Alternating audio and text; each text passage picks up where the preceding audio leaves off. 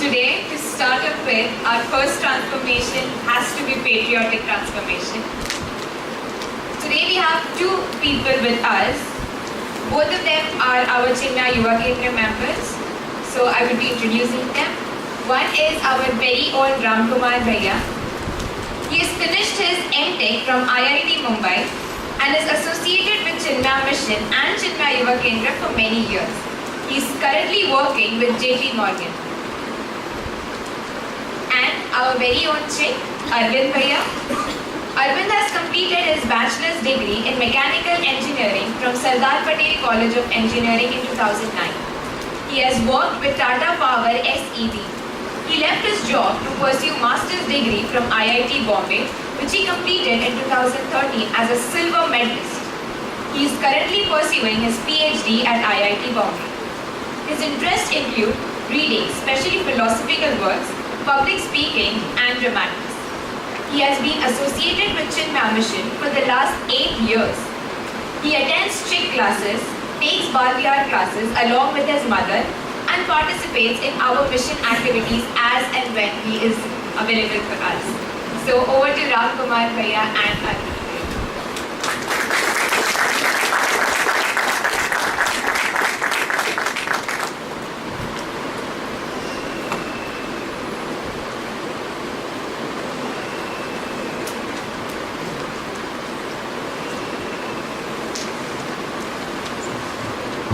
Hari Om.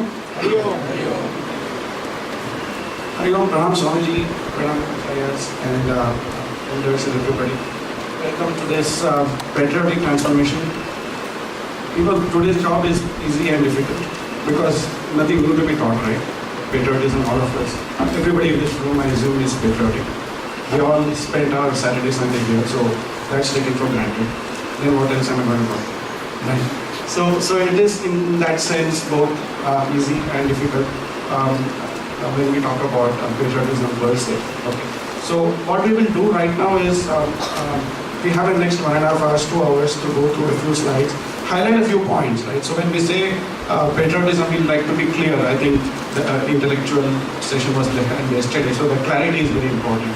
What do we mean by, what exactly we mean by patriotism, and what is it that we would like to promote?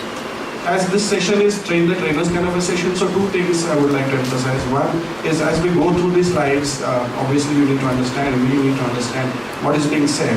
But because we are trainers, we also have to understand how it could be misunderstood by somebody. So if you have doubts, please raise them, because you may have understood it, but somebody can misunderstand some of the words, and we have to be clear when we go out and communicate with other people as well. So please do raise doubts or points on if this could be misunderstood in that way, or the example doesn't fit something, or if something doesn't fit with what was said yesterday. So please bring out those points, because it's just not one-way talk. So there's going to be a lot of question answers. If you're not going to ask, we are going to ask. So we'll prepare for that, right? So with that, I think we'll go straight into the topic, and Arvind has some questions to start with. Yes, so I think we all celebrated the sacrifice made by Bhagat Singh, Sukhdev, Rajguru, and so many great leaders. But I think the least we can do to start with is enthusiastically participate in this patriotic transformation session. So I'm expecting great enthusiastic participation from all of you. So will I get it? Yes. That's the spirit. Good. So to begin with, we will start with a bit of quiz, because everybody likes quiz, right? Everybody likes quizzes? Yes, I'm sure everybody likes quizzes. Yeah. So even if you don't like quizzes, you will have to like it for today. So just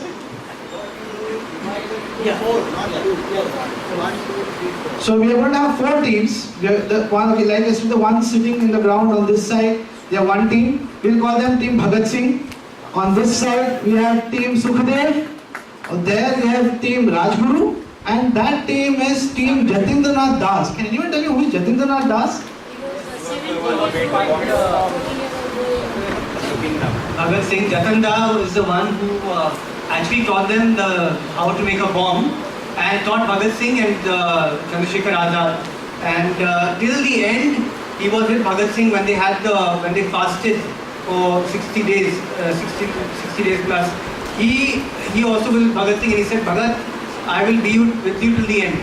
I will not allow. British were forcing them to have milk, to break the fast. Till the end, he became very weak. He passed away also, but at the last moment he said, Bhagat, I told you, I'll be with you till the end. So that was Jatinda, and he played a very important role. I mean, it was thanks to him that they could throw the bomb in the parliament and create that noise for the Britishers who were deaf. Yes, so certainly Jatindranath Das is also great inspiration for all of us. So the team's clear. This is team? This is team? This is team? And that is team? Okay, so fine, good. So everybody knows their teams. So the first few of this quiz is going to be the first part of the first round. Okay, let me put the rules very clear. The team will not answer in chorus.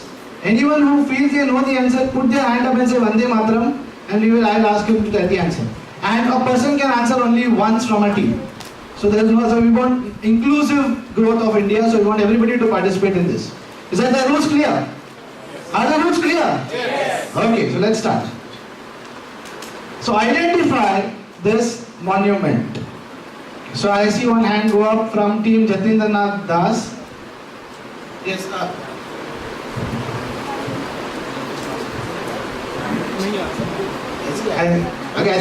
do like this. Let's do like this. Maybe I'll go around team wise, and then if this team doesn't get it, I'll go to the next team. So let's address this first question to team Bhagat Singh. So we saw one hand go.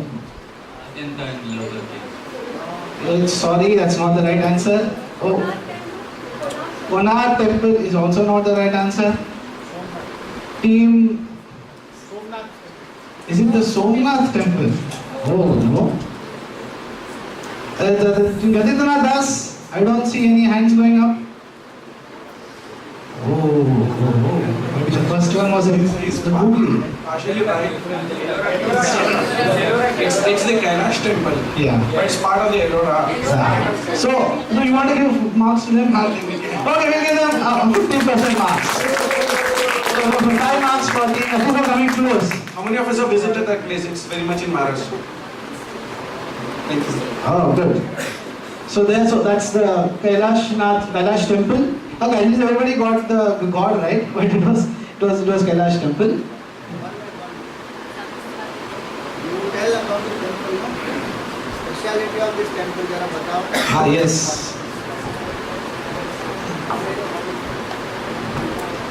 Hariom. These Ellora caves are near Aurangabad, and this Kailash temple speciality of this is this whole thing is made from one rock, and more amazing thing is they have started from the top and they have come down. When now we are seeing, we don't see much. See the small pieces, they are the people, and it goes all around. You can go all around on top also. When you go there, then you understand how big the monument is. That the elephant which is there, broken elephant that we can see, it is actually more than the real size elephant, bigger than the huge one.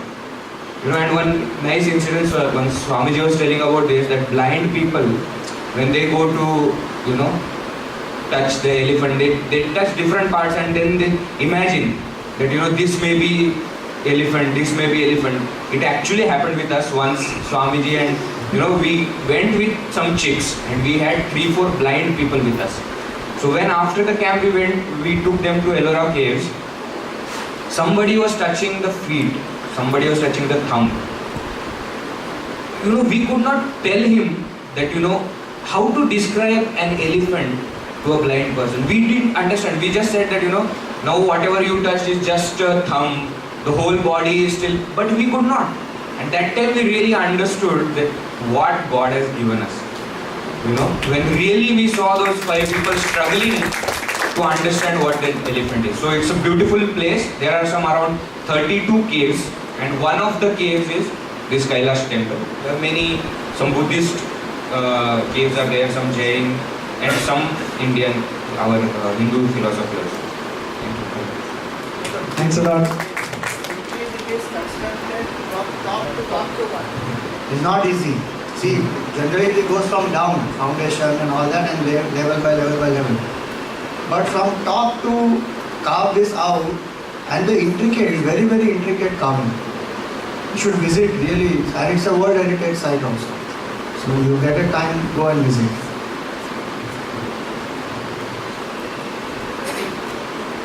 Okay, so this is the next one. Now this is for, let's have the second thing. Golden Temple, no, it's not the Golden Temple. Yes, we have so many hands going up. One of them, please. That's right, it is the Mysore Palace. So good, so that somebody starts. So this was gone to Team Rajguru, right? Yes, Team Rajguru gets 10 marks for this. It was the Mysore Palace, and it's one of the largest palaces in the country, also known as Ambavilas Palace. And it was actually originally built of wood, but it was the entire thing was burnt down. There was been rebuilt in 1912. It's another great heritage site. Next, yes, this is for Team Rajguru only first. Oh, no hands. I don't see any hands on Rajguru. Okay. Oh, wait. Shreena, are you part of Rajguru? Okay, I got one hand on Rajguru. That's right, it is the Brihadishwara temple. Tanjore, a very great temple. It's one of the tallest temples in the world. There's an entire documentary dedicated on how this temple was built. If you have seen, it's a very interesting documentary. You should see how they built ramps and had elephants, carried blocks of granite, how they made holes in granite. You know, it's not easy to cut granite, but there's a great technology involved in this temple. So you can see this, it's a very beautiful temple. Yeah. So that ground that you see there is one piece of 81 tons. And you can imagine without cranes and everything, it has been taken up there in perfect shape, installed, still stays for after so many years.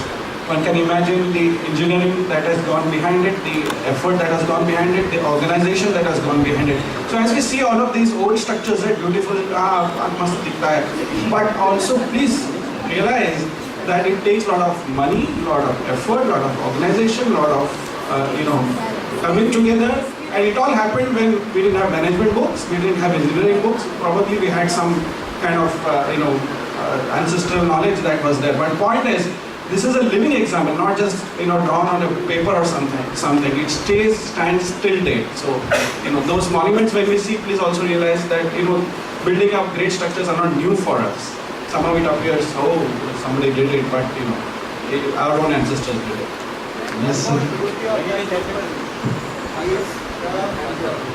Shadow of this temple never falls on the moon. Never. The shadow of the temple falls on the temple only. That's the way it has been made. So great structures, great heritage that we have out here in India. And the last of this kind of thing is, this goes to Team Jatindranath Das. Okay, I see a hand. Is it the red fort? It's red in color, but it's not the red fort. Okay, so this passes on to Team Bhagat Singh. This is the Agra fort, that is right. So this is the Agra fort that was built by Akbar in 1565. So another great, this is one of the contributions by the Mughals also towards Indian heritage. Okay, so the next round is you have to identify the personality. If you can identify the photo itself, you get 30 points. Yeah, we will, I know, good excitement, good. But then there are clues coming subsequently, so it will go down like 30, 20, 10 and finally. Chicks should not participate. Because they have already gone through Patriotic Transformation last year when we did the whole workshop, so they know. Oh yes, so therefore They cannot participate, and those who have come from PCAS, they also should not participate.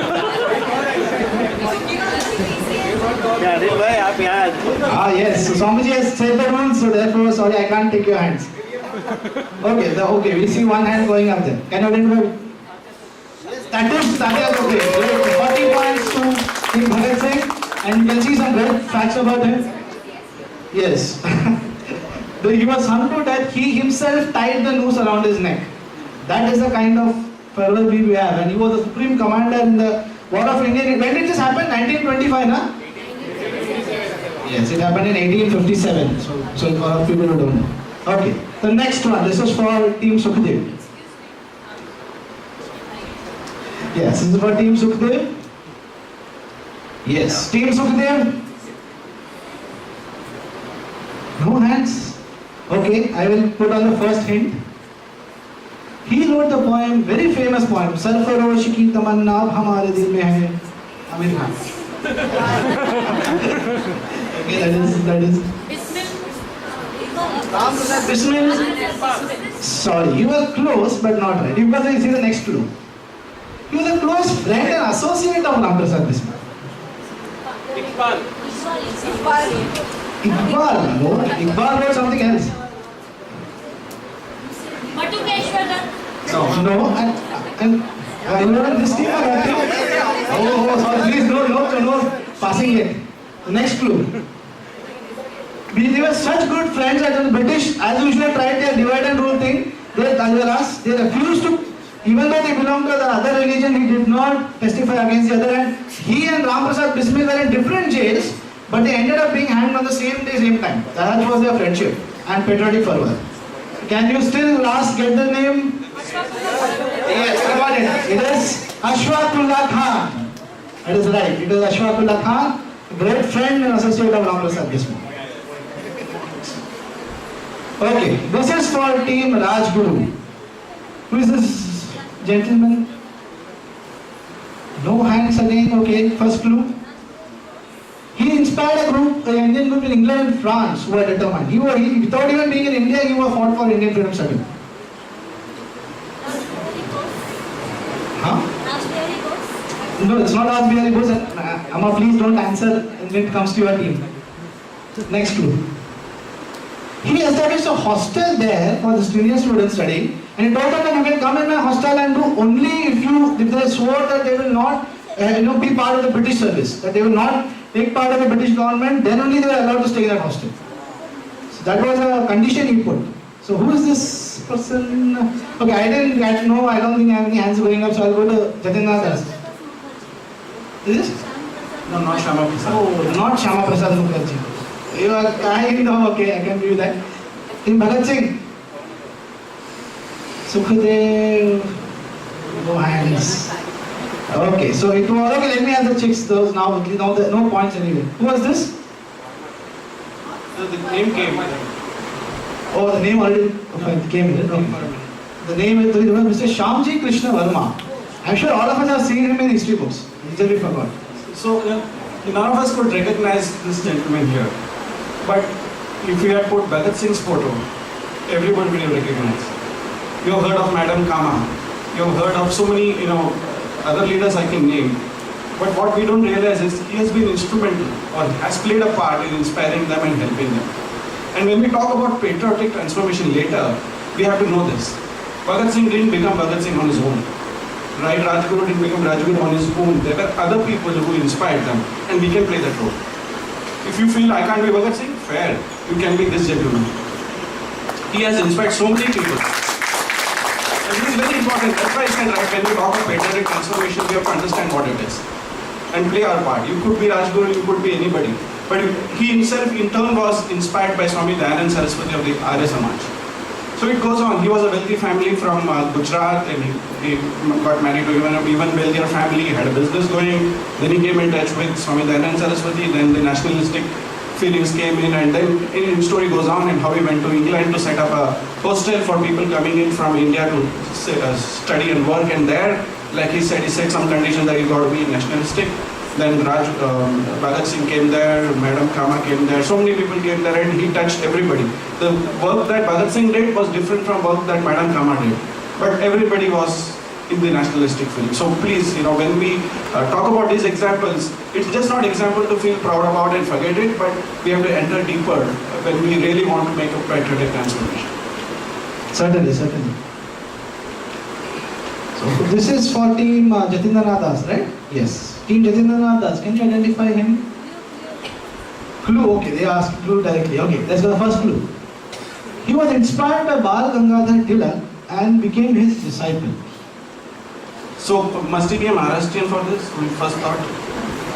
He must be a Maharashtra, then only he knows about Bal Gangadhar Tilak. Oh, Gokhale, I got an answer also, but it's very wrong anyway. Next. Next clue. He started the Swadeshi Shipping Company. The British used to, oh my God, now I expected many hands after this. Okay. We had a whole play and all that. Yeah, this is just for team Jatendra Das. So let's. Okay, I saw one hand go up. Answers. No answer. Yeah. Yes, it is Chidambaram Pillai, the one who was arrested and his whole company was liquidated by British, and all that, and Manchinathan, the famous scene that he played that was in the play. He went after Collector Ash because of the harassment of this gentleman, V.O. Chidambaram Pillai. So I hope everybody now knows him. He started a shipping company. The problem was everything was British, right? So the British shipping company, everything monopoly was there. And you can't take, the economy was the basic fundamental point on which the entire colonialism was built upon. So to break that point, he took up the initiative. And he was a very wealthy person. He could have just lived a good life, but he sacrificed everything just to end the British monopoly.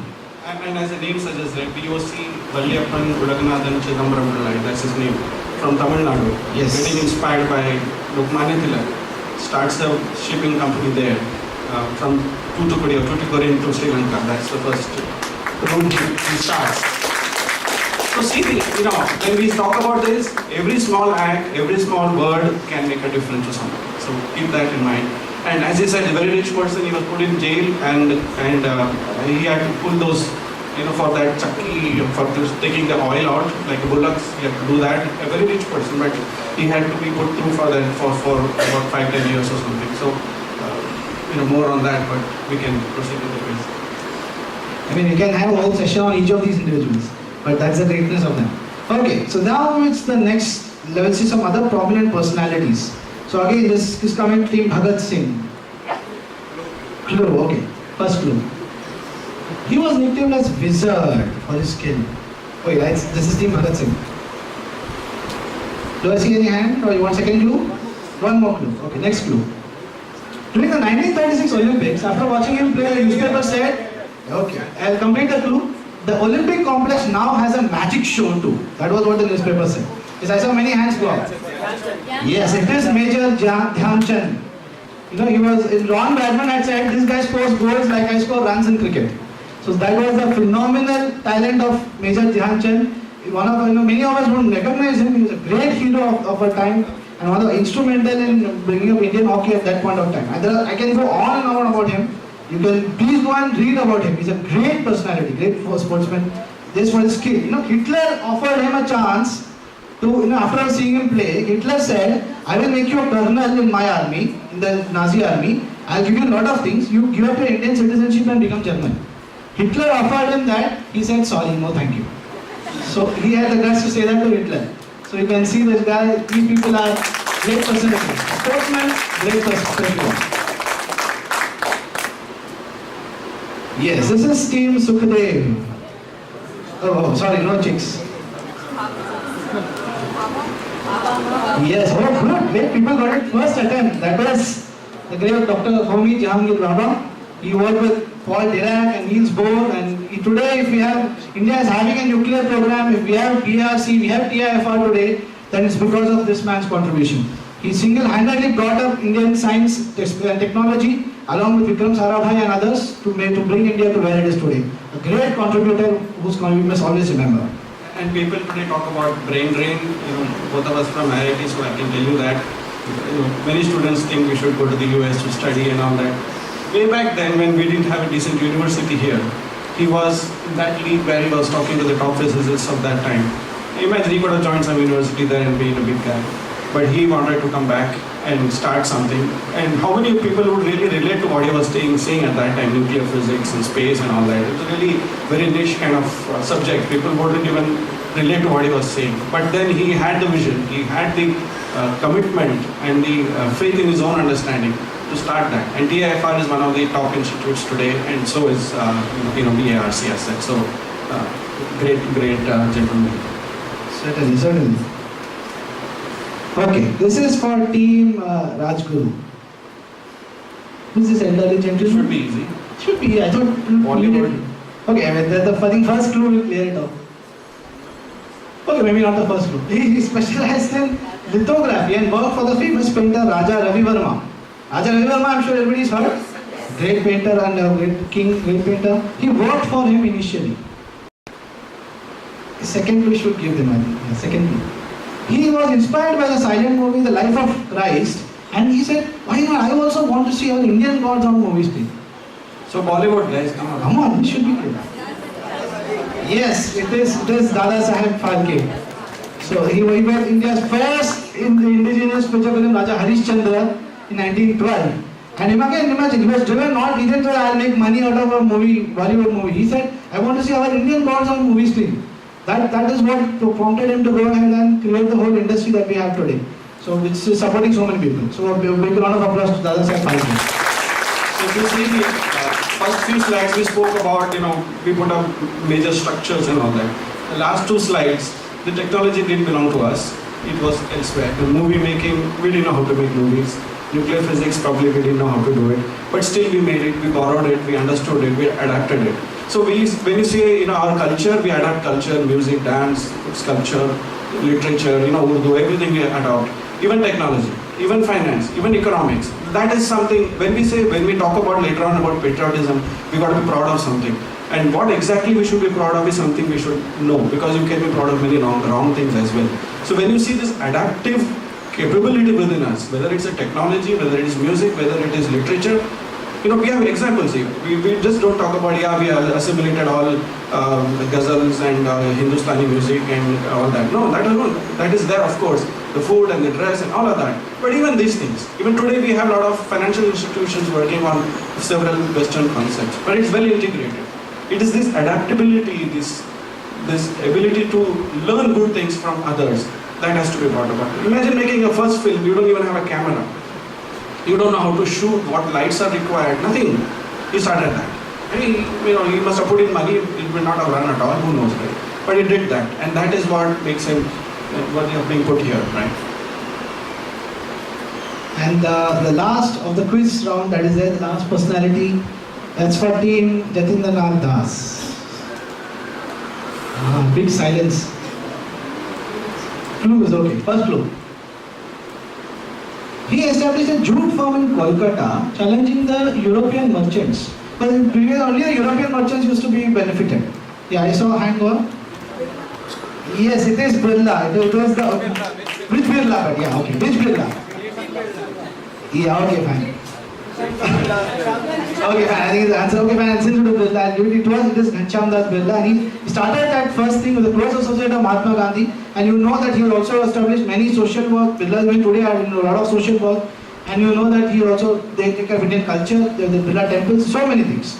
That was all started by this gentleman Ghanshyam Das Birla, GD Birla, who started.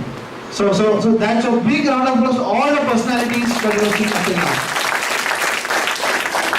And as you go in as trainers, and when you're going to show, maybe you'll show 12, 6, 4, whatever, but please research a little more on these and see why we should be putting these photos here and what is the message that we need to give, right? So that, because you want to train other people, so please have that. You can go to Google or wherever and talk to people who have been with it.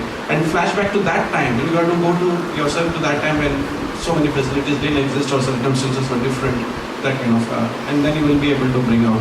And then tie it up later on with how the theme would flow, right? So this is only from a trainer's perspective, not from an audience perspective. Yes, and also please choose your personalities of the mix. I thought that today, I know that many of you are quite experts today, so we selected some not so well-known personalities. But if you're going to schools, colleges, etc., then mix such not so known personalities with some well-known personalities as well, so that people can in general relate to what is going on. So that is up to the discretion of the trainers. Okay, so the quiz and results may be there. So maybe we will give that at the end. Okay, and after the whole session is over, we'll let you know who is where. So let's move on and now we will see are you patriotic? Okay, I'm sure everybody will say yes, right? Yes. Yes, and we will say that. How do we know that? Because you will say that you should have seen us 2 days ago in the evening how we cheered for India in the India-Pakistan match. That should have shown a patriotic fervor. So let us see another test, a test to see how well you are connected with India today, with your country. Let's see. So please take some time, take about maybe a minute and a half to just write down the answers to those questions. And then let's see what is the score that you end up with.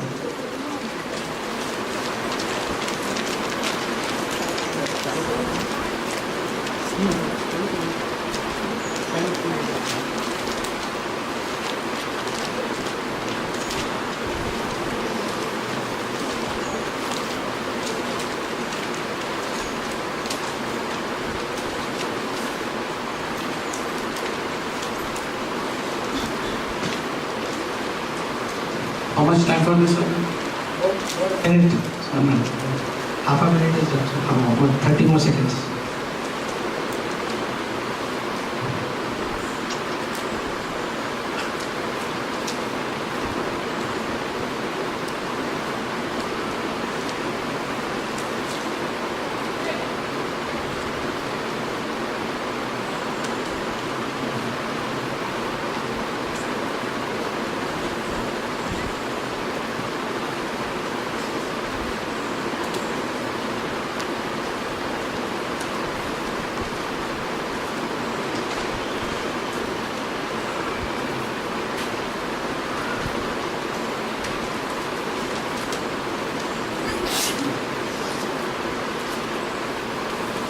Maybe 10 more seconds. And then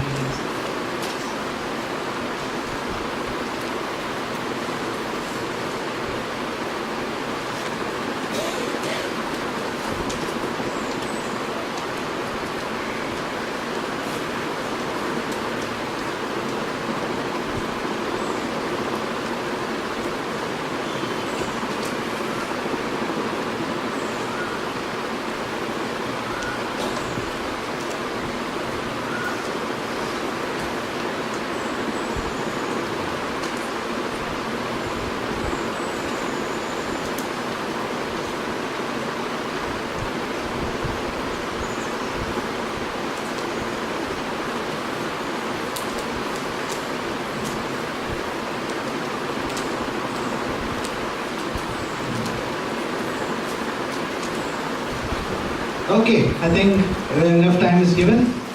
So it's like this. I will tell the answers of each of them. Okay, we'll ask.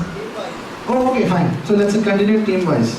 So of course, some of them are subjective questions. So you can say that yes or no, depending on what you. It will differ even for members of the team. But what do you think should be the answer? You can only set from that point of view. Okay. So let's start. Let's go team-wise. First question, Bhagat Singh. What do you think is the? Should the answer be what? So if you have put yes, then give yourself one mark. Next question. Team? No. The answer should be no. Yeah. And the last 1 week includes today morning also. You can't say like I was in a rush to come to the ashram for the study transformation. Okay, so the first question was, if you are 18 years and above, do you have voter's ID? And the answer should be, as Team Bhagat said, yes, you should have a voter's ID. How many of you here don't have voter's ID? Have you applied? Yes. This is very important. Each vote counts. Each vote. April 24th for all Mumbaikars. Remember that date.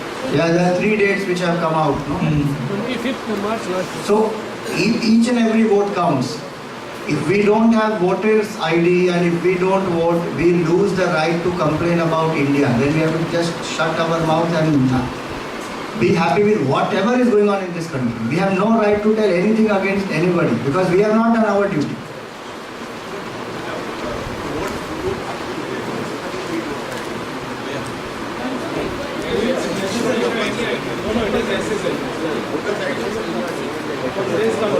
No, of course it is. There is a form and everything you have to fill up. Swamiji, online also we can apply, and for that we have to scan our. That I know. Application for voters ID you can do online also. So we know. Voters ID is not necessary to vote. Your name has to be in the electoral rolls. So how is your name going to be in the electoral rolls? Swamiji, Aadhaar card and all is not. No, that is not necessary. That is not accepted. That is not putting into the electoral rolls. Voter list is compulsory. How will you get into voter list? Tell us that. That's what. So earlier it used to be ration cards. As long as your name is there in that electoral rolls through ration card is fine. But some of us, we have changed our places. Some of us don't have ration cards or don't use ration cards. We have not updated information. So many things are there. Yeah, you may have passport, but it doesn't mean that you are in the electoral rolls, please. So we have to put ourselves in the electoral rolls. That's why voter ID is the simplest method, because then you are sure. and your which constituency also is clear. Otherwise, we don't know where to go and vote. So please get it done. It's very, very important. This election is very crucial. This last month, on 9th March or something, was the day where they had opened up for getting the name into the electoral rolls. Till when it is? Extended till 25th. We have 3 more days, please. No, 2 more days. Today is 23rd, right? Please get it done. Don't ignore it. So I think Swamiji has made the point amply clear for all of us, those who don't have it, and please encourage those also who don't have it in the neighborhood to kind of get it done. So the next question was, have you broken any rules, traffic rules in the last 1 week? Okay, that is updated. The third is, when did the Jallianwala Bagh massacre take place? Correct, it was on April 13, 1919. It was on 1919. It was to protest the Rowlatt Act. So I think you must be knowing that in history. It was in fact on a Baisakhi day, if I'm not wrong. Yes. Baisakhi day when that happened. Okay, the next question. What was India's October to December quarter GDP growth rate in 2013? Okay, at least I will accept if it is plus minus 1%. Something. Take it. Plus minus 0.5. Okay, so then I want exact answer this. Yeah. 4.5. Oh, I got all numbers here. 4, 5, 6, 7. 5. Okay, the exact figure is 4.8%. So then you have to be at least close enough to get it. Okay, the next is, have you ever participated in any social service projects? What should be the ideal answer? Yes. The answer should be yes. The next question, do you regularly commute using public transport or carpool? Yes. The answer should be yes again. Oh, have you ever paid a bribe? The ideal answer should be no. Okay, you're talking about, if you have said yes, then of course you don't get marks for it, that's all. So that is the question. That is what we have to now try and change. Okay, who was the first military officer to hold highest rank of Field Marshal in Indian Army? Yes, it was Sam Manekshaw. Next, do you keep up to date with current affairs in India? Yes, you have to. As per our 2013 official estimates, how many Indians live below the poverty line? 37%. 70%. No, we are not that bad. Okay. I was looking more figures. The figure comes about 280 million people. 280 million people. Percentage, I think it will be something around, to recalculate that, 20, something that range. 20 to 25%, you can calculate that, 23% something. Okay, the next question is, have you taken steps to reduce your carbon footprint? Yes. Okay. Yeah, okay, you know how, okay. You all know what is carbon footprint? Yes. Okay, those are saying yes, we want one of them to say why. What have you done for them? Yeah.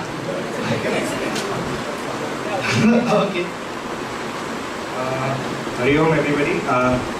So I work as an environmental specialist, and what exactly carbon footprint has a very broad definition, but in layman's terms, it is essentially how much carbon dioxide you are emitting for any activity that you do. It can be direct emission of carbon dioxide, or there are equivalents also. But say if you're using a normal bulb that has a higher carbon footprint than a CFL bulb. Okay? Yes? Okay. If you are carpooling, why is that more carbon efficient than normal transport if you're only traveling alone is because the fuel that you burn for one person gets divided by, if you're filling the entire car, it gets divided by 5 people, therefore carbon footprint per capita goes down. So that's a very simple explanation of carbon footprint. For people like domestic places, it's a very straightforward calculation. Yeah, vegetarianism, it depends again. What about solar heaters? Solar heaters, again, yes, because they are not using fossil fuel. and only natural light is being used, therefore carbon footprint is again low. Vegetarianism, it is considered to be, yes, it is less in terms of as compared to meat eating, but then again it depends on the source from where it is coming. Okay, if you're getting vegetables from a farm that uses fossil fuel generators to generate electricity to run their tractors, that carbon footprint can be actually higher than say, organic farming again. That is, so it depends on which source it is coming from. Okay, so there is a lot of other things that go into account when you say carbon footprint. When you say carbon footprint of a vegetable, you have to actually see how the vegetable is coming to your house also. Okay, that is also another thing. Thank you for enlightening all of us on carbon footprints and what we can do to reduce. I'm sure you got some of you can do maybe doing some of these already, but those who are not, please try and do it as well. Okay, the next one is moving on is. Have you visited any historical monuments of India? What should the headline? Yes. I'm sure, I think everybody has done at least somewhere. Have you ever planted a tree? Yes. Good. I think this is one more of things and all. And also one important is not just planting a tree, but also ensuring that the tree survives. Okay, so I think just like our spiritual masters don't just plant it, they also nourish it. The spiritual tree in us, you have to do it for other trees also. Okay, so have you watched at least any of these patriotic films or all of them great films? You can watch all of them, beautifully taken films. If the Indian government asks for citizens to come forward and do 1 year, would you volunteer? Yes. So maybe we should put this in the next government's agenda.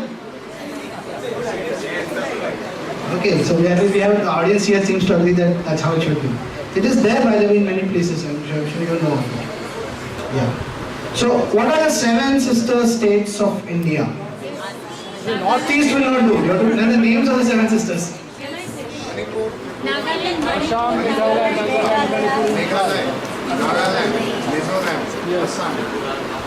Sikkim. 7. Arunachal Pradesh. Yes. Please, we must remember these 7 sisters are our sisters. They are Indians in all respects. And they are our sisters and brothers, so there should be absolutely none of what was happening should not happen. You should please make it very clear that you identify with each and every Indian citizen. How many of you have visited this 7 sisters any place? You see so few of us. Do you know that on August 15th, in some of these places, they celebrate as Black Day?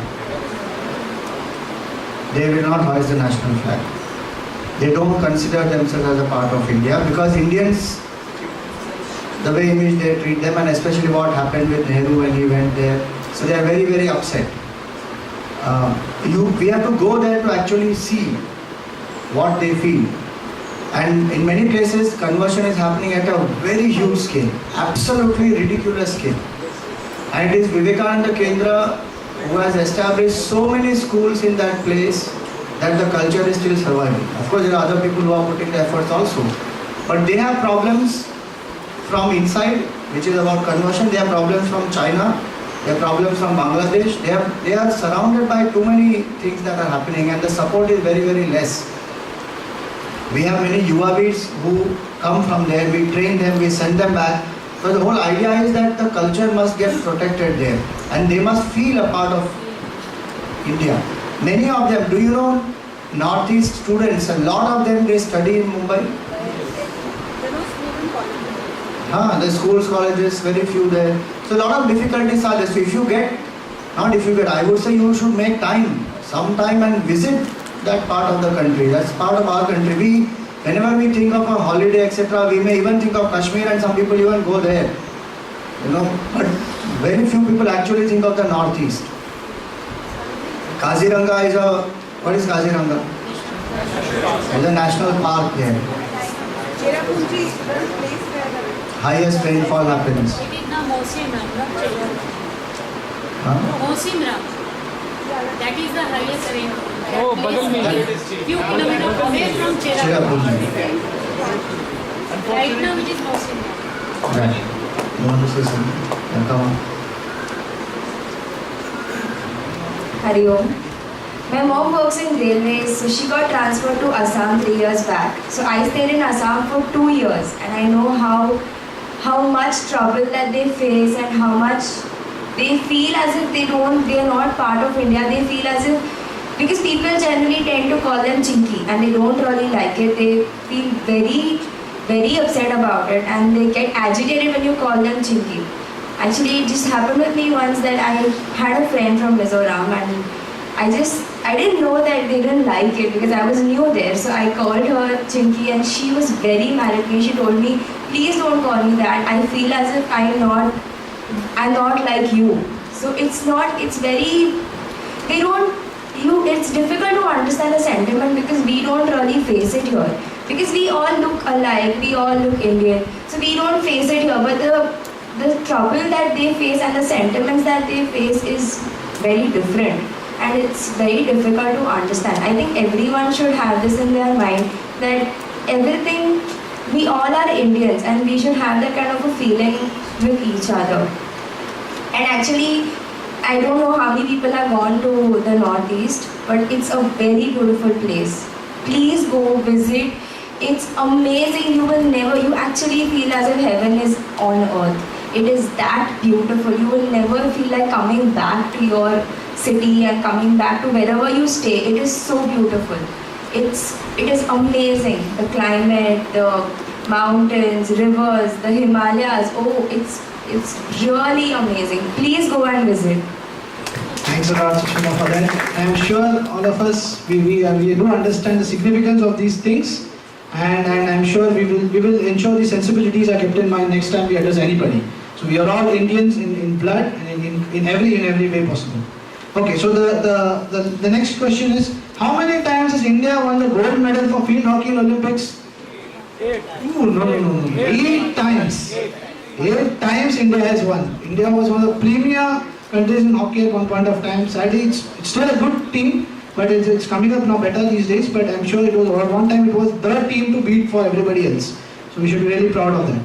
And what is the national tree of India? Yes, it is the banyan tree and it's symbolic of a lot of things. Why it is the national tree for India? Sure, you can read up on that as well. So let's see. Okay, how many scored 18 on 18? Okay, good. Okay, fine. Between 15 and 18. Good. Between 12 and 15. Okay, between 8 and 12. Okay, 5 and 8. Okay, and between 0 and 5. Okay, fine. So fine. Whatever your score is, I'm sure you know where you stand. I'm sure you can work on. And we will now actually enter into the more details of it. And we have kind of, through all this, we have established the background necessary for what we are going to start next. So right into this session, I know we're conscious of time, 1 hour left. So what exactly do we want to do in this session and what is the patriotic transformation that we want to talk about?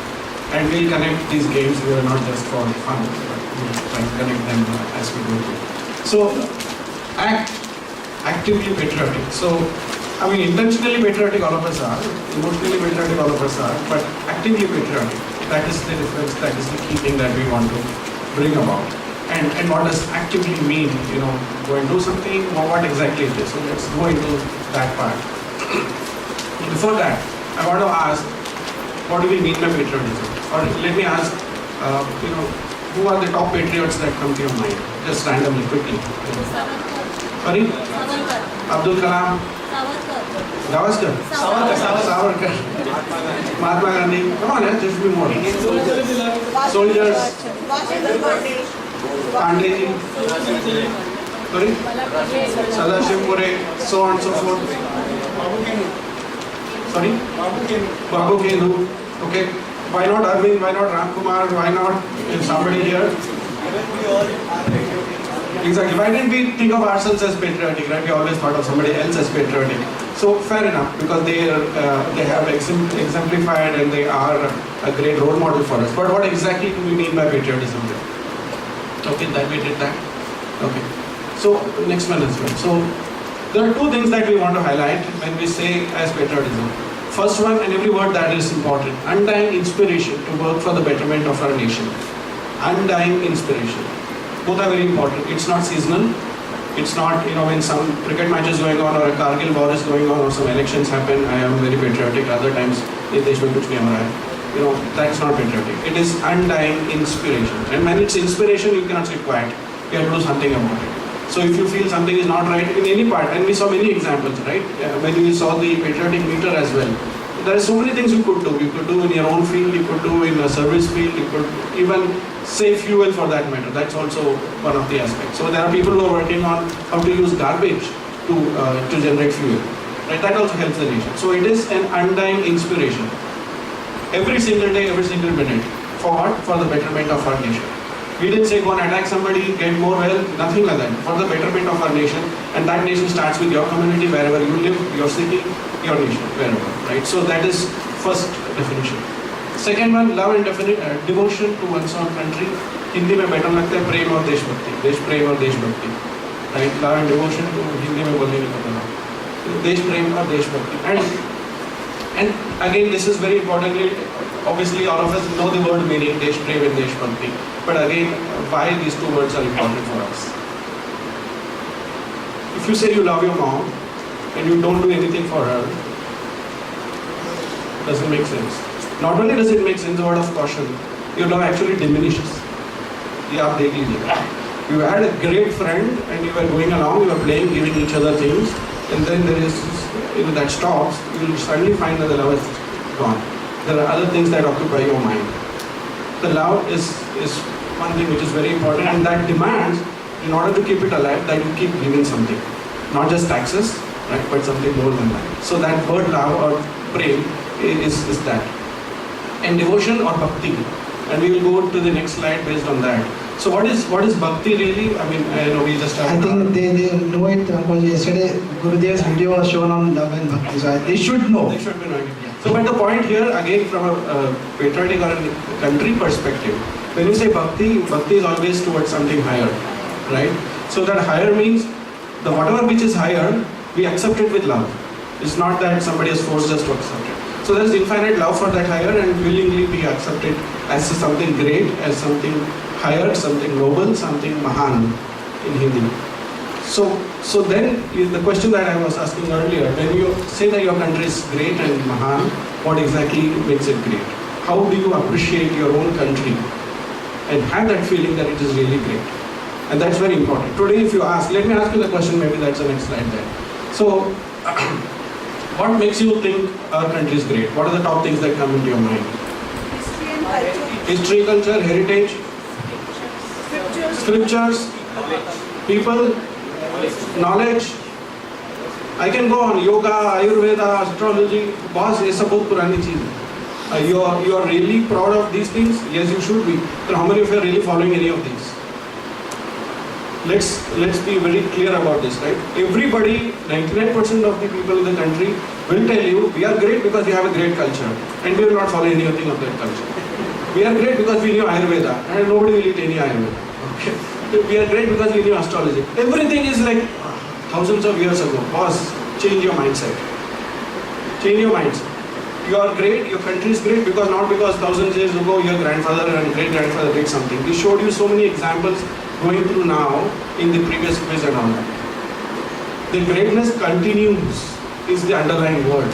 And if you have forgotten it, there are reasons why we have forgotten it, and we have to revive that. And when I say actively do it, the first part of act, that A, stands for appreciation. Because bhakti doesn't come if you do not appreciate. Your Guru Bhakti will not come if you do not appreciate the Mahanta of your Guru. If you think it's another sadhu, no bhakti will come. Period. If you are saying your country is great and you are a Deshbhakt and you do not know why the country is great, there's a problem. And we have to now understand why the country is great. Right? There's a video we would like to see. You can click that there too.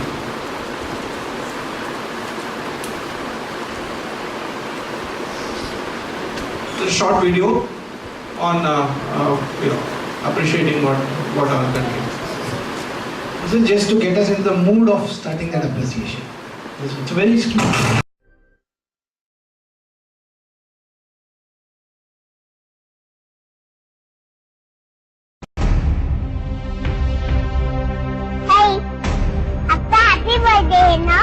तो आप 60 years के हो गए, यानी senior citizen.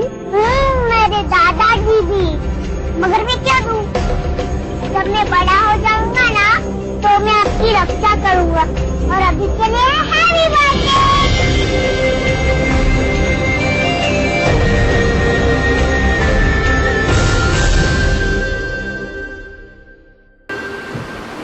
So this was about loving the country and giving back, doing some service to it. Short cute film on that. Okay, so there are those videos we will jump onto, but on the topic of appreciation, there's a video there, right? Next video. This is my fiance, Jazz. Jazz? Isn't that a kind of music? So when did Indians have such fancy names, Charlie? Actually, it's short for Jasmine. Oh, then Jazz must be your attempt to be one of us. That's one smart girl you've got there, Charlie. And I don't blame her. She doesn't want to be known as coming from the land of snake charmers, right? Tell me, Jazz, do you still do the Indian rope trick in your country? No, Mr. Pringle. And it's actually not just the land of snake charmers. Right, Charlie? Yes, sir. It's not just a land of snake charmers. It's also a land of chicken tandoori and call centres. Obviously. You know India's not just all that, right? Of course, my dear. India's not all that. Fortunately, Charlie doesn't know. But I do. Winston Churchill once said if we ever left India, it would be run by the goons. And my God, it is. If you just excuse me. Certainly, my dear.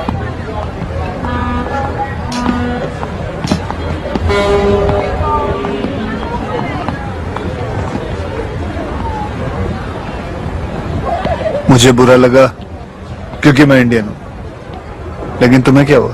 तुम्हें क्यों बुरा लगा? तुम तो britisher हो। खैर छोड़ो, तुम कहीं की भी रहने वाली हो, रहोगी तो तुम इंडियन ही ना। चलो। कहाँ? उसके परदादा ने कोई और इंडिया देखा है। असल इंडिया की सैर करवाते हैं उसको।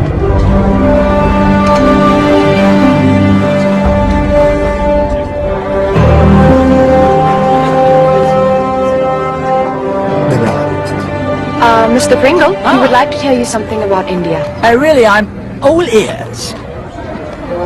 नमस्ते सर, मेरा नाम है अर्जुन सिंह। 5000 साल पुरानी सभ्यता की वजह से हम हिंदुस्तानी सबको ऐसे ही झुक के प्रणाम करते हैं। When we greet one another, we fold our hands in namaste because we believe that God resides in the heart of every human being. ऐसी सभ्यता जिसमें एक कैथलिक औरत प्रधानमंत्री की कुर्सी एक सिख के लिए छोड़ देती है और एक सिख प्रधानमंत्री पद की शपथ एक मुस्लिम राष्ट्रपति से लेता है, उस देश की बागडोर संभालने के लिए जिसमें 80% लोग हिंदू हैं। We come from a nation where we allow a lady of Catholic religion to step aside for a Sikh to be sworn in as Prime Minister by a Muslim President to govern a nation of over 80% Hindus. आपकी मातृभाषा अंग्रेजी पूरी दुनिया में सबसे ज्यादा हमारे ही देश में घसी जाती है। और आपको शायद ये भी नहीं पता होगा कि अंग्रेजी के ज्यादातर शब्द संस्कृत से लिए गए हैं। संस्कृत का शब्द मात्र अंग्रेजी में मदर बना, भ्रातृ बना ब्रदर, ज्यामिति बनी ज्योमेट्री और त्रिकोणमिति बनी trigonometry. It may also interest you to know that many of the origins of your words come from Sanskrit. For example, Matru becomes mother, Bhratra becomes brother, Geometry becomes geometry, Trigonometry becomes trigonometry. आपको शायद ये बात दिलचस्प लगे कि हमारे यहाँ 21 भाषाओं में 5600 अखबार और 3500 मैगजीन छपती है, जिनको पढ़ने वालों की संख्या 12 करोड़ है। आपके देश के मुकाबले में कई ज्यादा है। We have 5,600 newspapers, 35,000 magazines in over 21 different languages, with a combined readership of 120 million. चांद तक पहुँच गए हम, लेकिन अब भी आप लोगों को हम हिंदुस्तानियों के हाथ में सिर्फ सांप की बीन ही नजर आती है। We have reached the moon and back, but yet you people still feel that we have only reached as far as the Indian rope trick. Doctors, engineers और साइंटिस्ट की गिनती में जनाब हम सिर्फ 2 मुल्कों से पीछे। We have the third largest pool in the world of doctors, engineers and scientists. ये थी दिमाग की बात, अब करते हैं ताकत की बात। दुनिया में तीसरी सबसे बड़ी फौज हमारे यहाँ, आपके यहाँ। फिर भी मैं आपके सामने झुक के आपको प्रणाम करता हूँ, क्योंकि हम किसी को अपने आप से छोटा या कमजोर नहीं समझते। नमस्कार। Maybe your grandfather didn't tell you that we have the third largest army in the world. And even then, I fold my hands in humility before you because we don't believe that we are above or beneath any individual.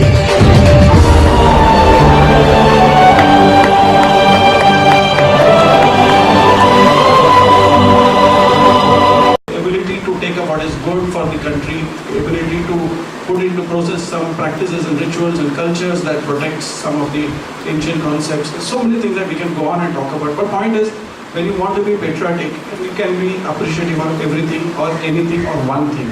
And then you start doing the other two parts of the ACT process, which we will talk about, change and transform. First thing is start with appreciation. And I really would like you to spend many hours thinking, reading, and start that idea of what is it that you want to appreciate about your country. Just one more thing is that there was a video we had an English gentleman who was criticizing India using some things. I know of many Indians who also criticize India with the same logic. So I think it is up to us. We don't need to go to England to start. We can start right here in India. And we must be able to combat people with facts and figures. For that we should know some facts and figures about India. You just tell them general things, they're not going to believe you. So you must also have a duty to know some interesting facts and statistics of India, and we should take that further, then we can make a difference. And that's the next video.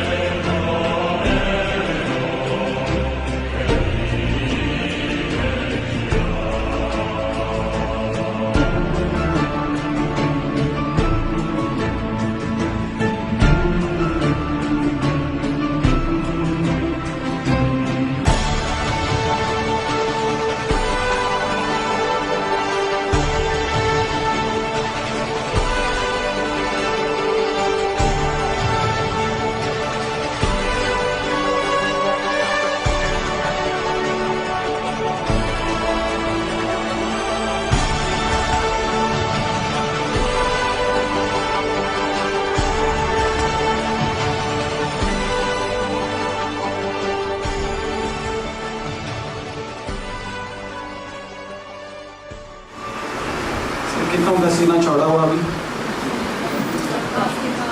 Right? How many of us walk around? Just these two cars requested to kindly move as well. Truck which is to move BJ8170 and BF5423. So if the just please kindly move your cars because to the truck which needs to go. That's all. Continue. So how many of us really move around in our own mental makeup and in the streets, seeing we are the second largest, whatever, so many things we saw, right? Second largest army and world's biggest employer and fastest growing economy. 36% or 1/3 of the employee in Microsoft and NASA come from India. How many of us really even know that? How many of us even really feel proud about it? When we go out, do we really feel like that? We don't, right? And we, had some vague concepts of ages ago, our fathers did that days, and that is what our country is proud. It should be proud of it, but that alone is not the case, right? We have, of course, that is one of the things we saw in the film, even ancient things that has been spoken about, but even it's a rolling thing, it's a living thing. And mind you, we have been occupied and we had foreign invasion for a very long time. Madam also says something. Printed information, yes ma'am, we can do that, right? We can get that information. So when you go for training, this whole PPT will be given to you, so you will have this information and you can see more of it. So the first point, I want to repeat it again, appreciation, appreciation, appreciation. You have to appreciate why your country is proud and not have a vague concept of why your country is proud. Right? And you can pick up any one of these, right? If you're belonging to finance industry, health industry, tourism industry, anything that you want to pick up, you can pick up. But you have to have that concept very clear in your mind on why your country is really proud. And collect facts. As Arvind said, the facts will give you, many of us get introduced to Gurudev, we know a little bit, and then we go know more and more, our bhakti increases. Our appreciation of how great he is increases. And it never stops. Knowing more and more, the appreciation only grows more and more. So please collect more and more information about it. The questions that were there in that sheet were not, something to tax your brains, but how aware you are about these things. And that in turn will lead to the question of appreciation. So there is a story. Now then what happened, right? Why are we in this situation today, right? If we were so great and we continue to be so great, but that doesn't seem to be the by default understanding of people around us, right? So what quite happened here, there's this little story that I want to tell you. All of you must have heard it, so I'll quickly go through it. This is about Chanakya. There are different versions of this story. So Chanakya, it seems, was working in his home.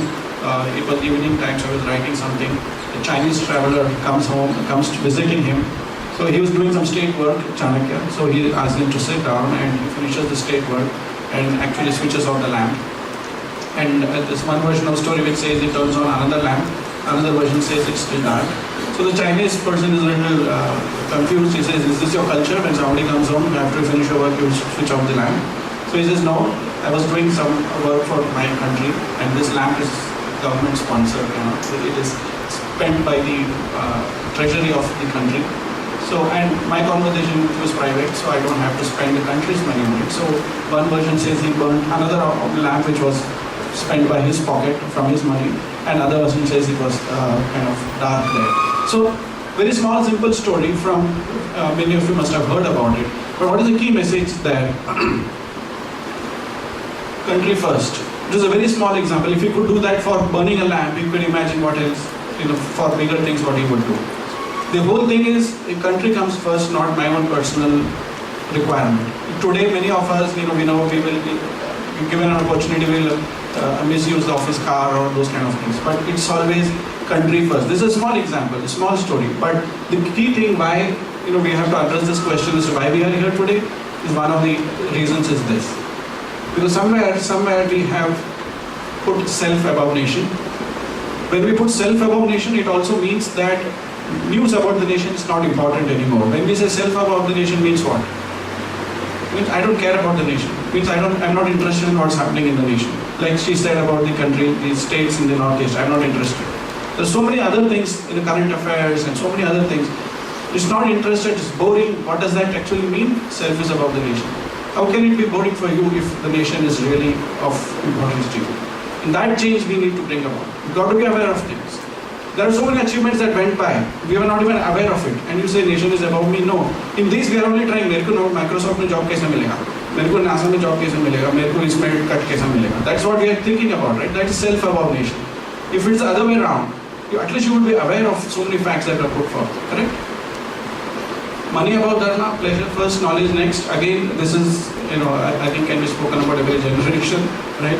We seek pleasure more than the knowledge. Knowledge about whether whatever studies you are doing or about the nation or anything. So this is one small thing that has happened, major thing I can say, that has happened which is causing us to forget the greatness of our nation. Where somehow we have put our own self above the nation. Mind you, when I'm saying self above the nation doesn't mean, I'll cheat on taxes. I don't cheat on taxes, so no. Self above nation means not caring about the nation and not knowing enough about the nation. That's a crime in itself.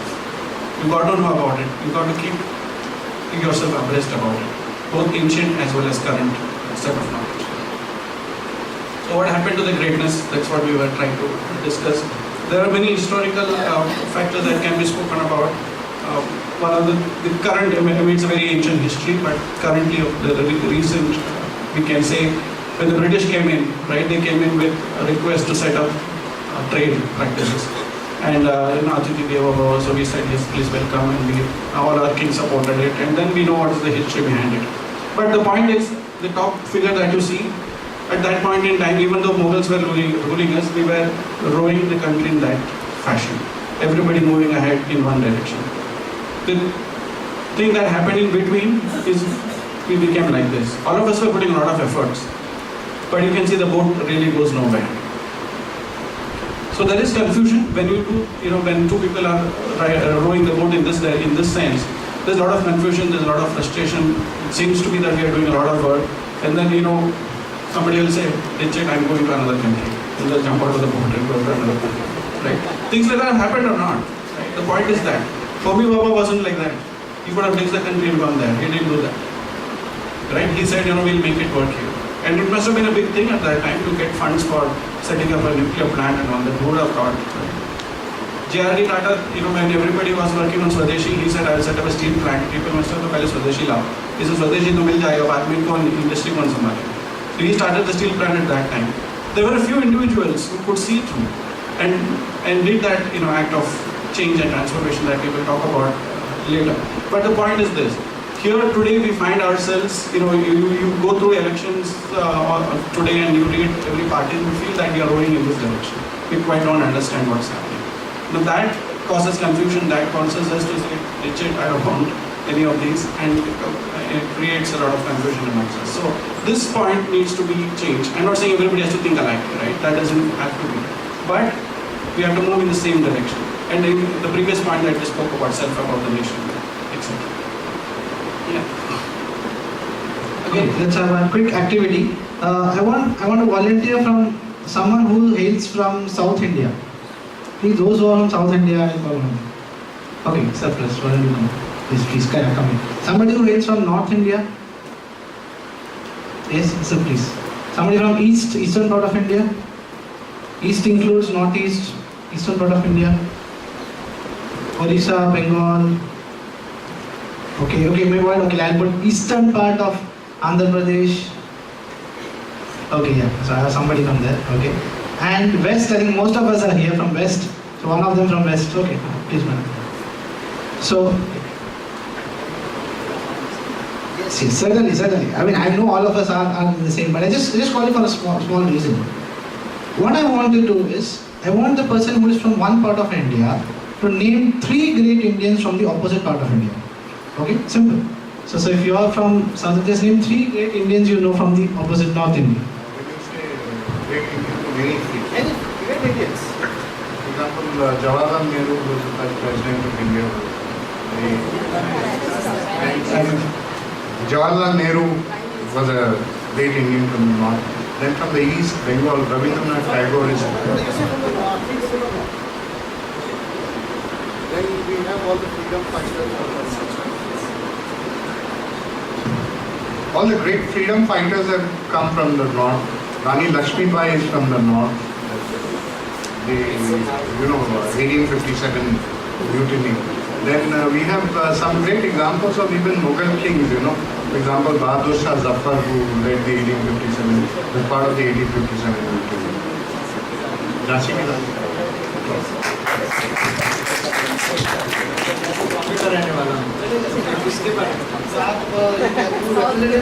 South से बोलिए South India Rahul Dravid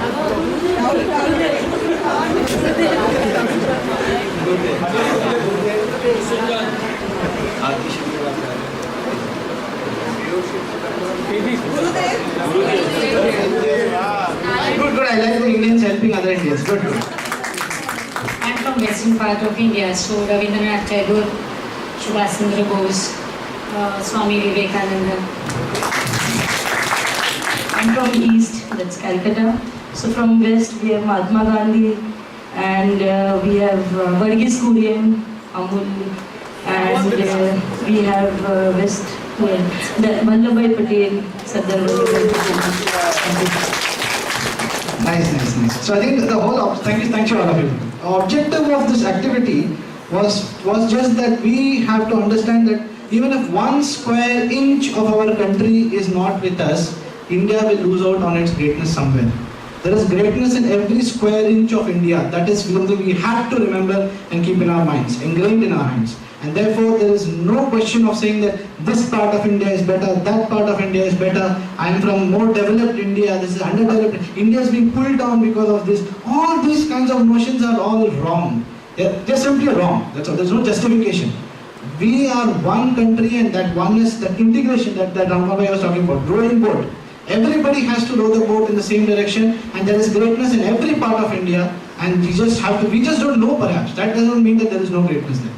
So yesterday we saw a beautiful example of the Super 30, right? Person who started in Bihar and he produces IITs from there. So greatness is there in every part of the country. That is something we have to know very well. So just to drive home that.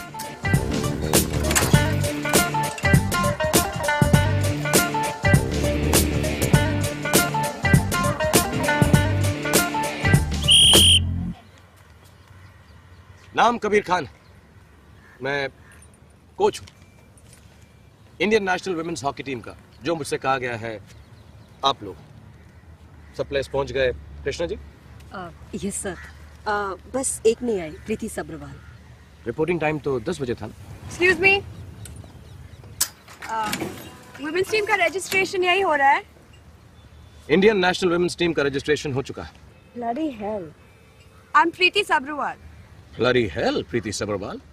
You're very late. Try next year. Sorry? Next year. Sorry? Next year. Everybody fall in line, please. चलो everybody, line up.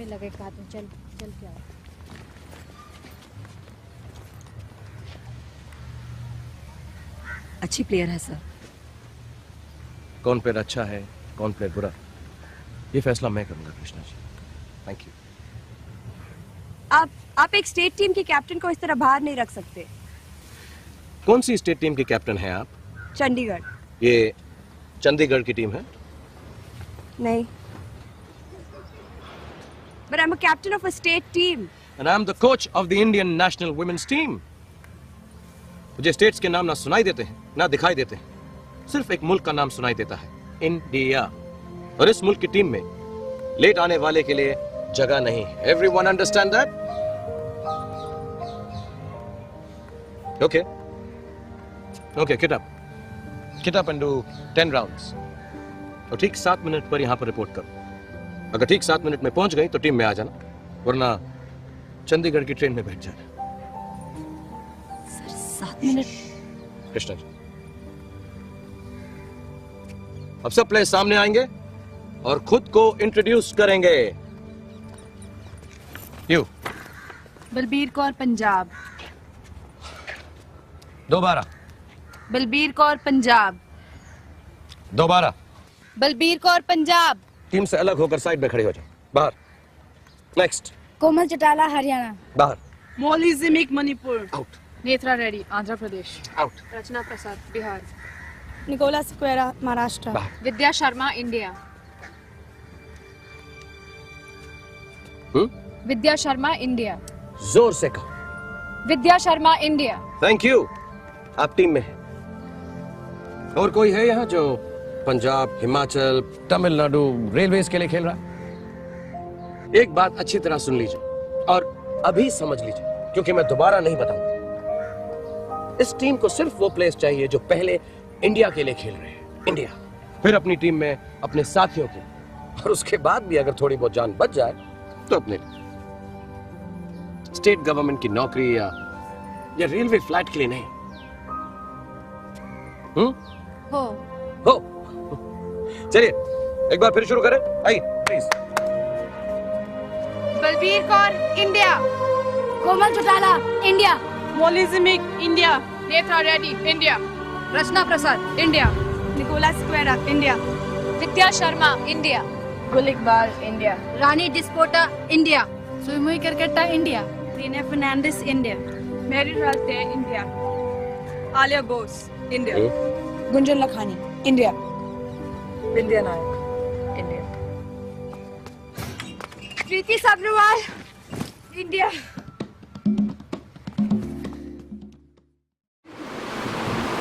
Very popular scene, right? We have all seen that. And the concept of one nation, one country, you have your states, of course, but all of us have to think alike. If you see in a democracy today, right, what happens in parliament is just a reflection of what happens in society. If even a single national party doesn't have a chance, right, that's what we are seeing today, right? And it's just a reflection of what's happening in society. Don't blame the political system anywhere. We have to have that nationalistic thinking. It doesn't mean that you have to give up your religion or whatever. But that thinking needs to change. Sir, you have a point.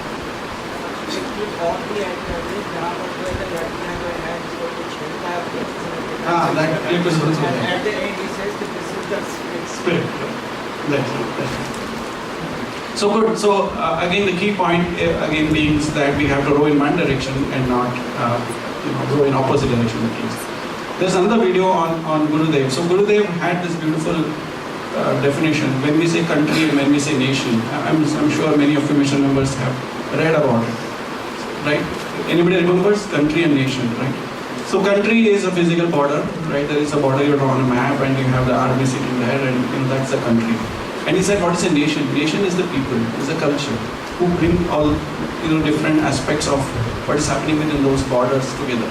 Right? So we are a nation more than a country, right? Because we have one culture, we have different languages. I don't know how many different languages we speak in this country, but it is the concept of belonging to one national, you have to use the word national, one heritage, one culture. That is the concept of being a nation, essentially, not a country. So there's a difference made between a nation and a country, and you should read it up. There's a short talk of Gurudev, and I would like you to see that.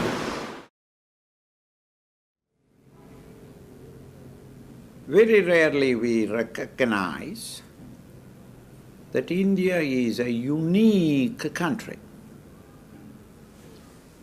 because of its geographical placing in the world. From the time of its creation, it has certain uniqueness about it. As in no other part of the world, within this Indian subcontinent, we have got all climatic conditions, from the perpetual snow or the polar region in the higher peaks of the Himalayas to the Thar desert. All climatic conditions are in our country. Therefore, the flora and the fauna of all parts of the world, as it were, is available within our nation, because the climates are different. Since thus the climatic conditions are different and therefore the floras are different, the food habits from state to state, as it were, is distinctly different. When climate is different, the dress habit is also different. The dress, the food, the language, the traditions, all these are different from state to state.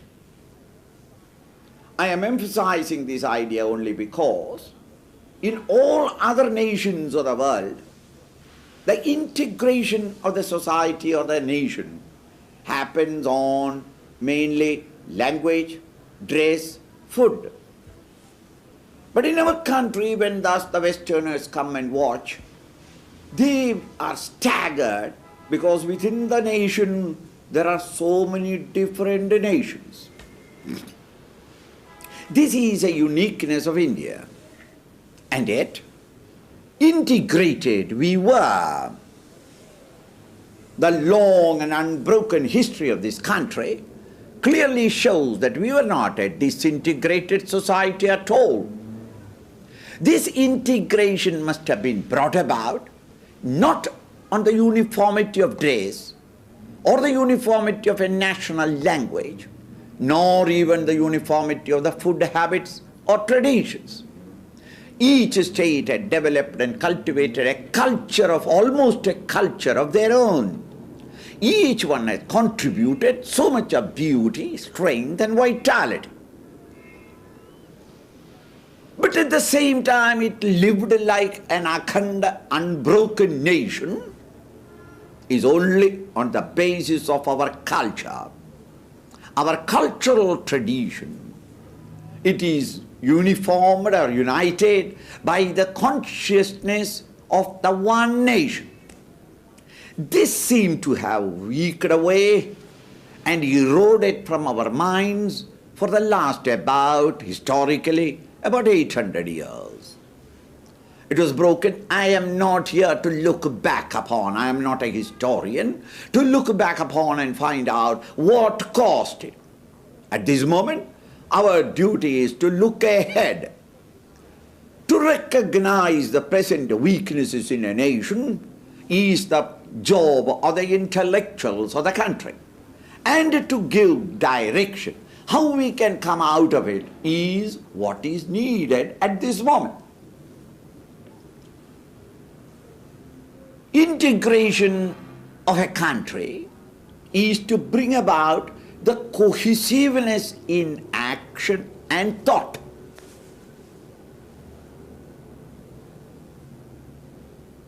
The integration brings about a harmonious melody in the contributions of each individual in each part of the country.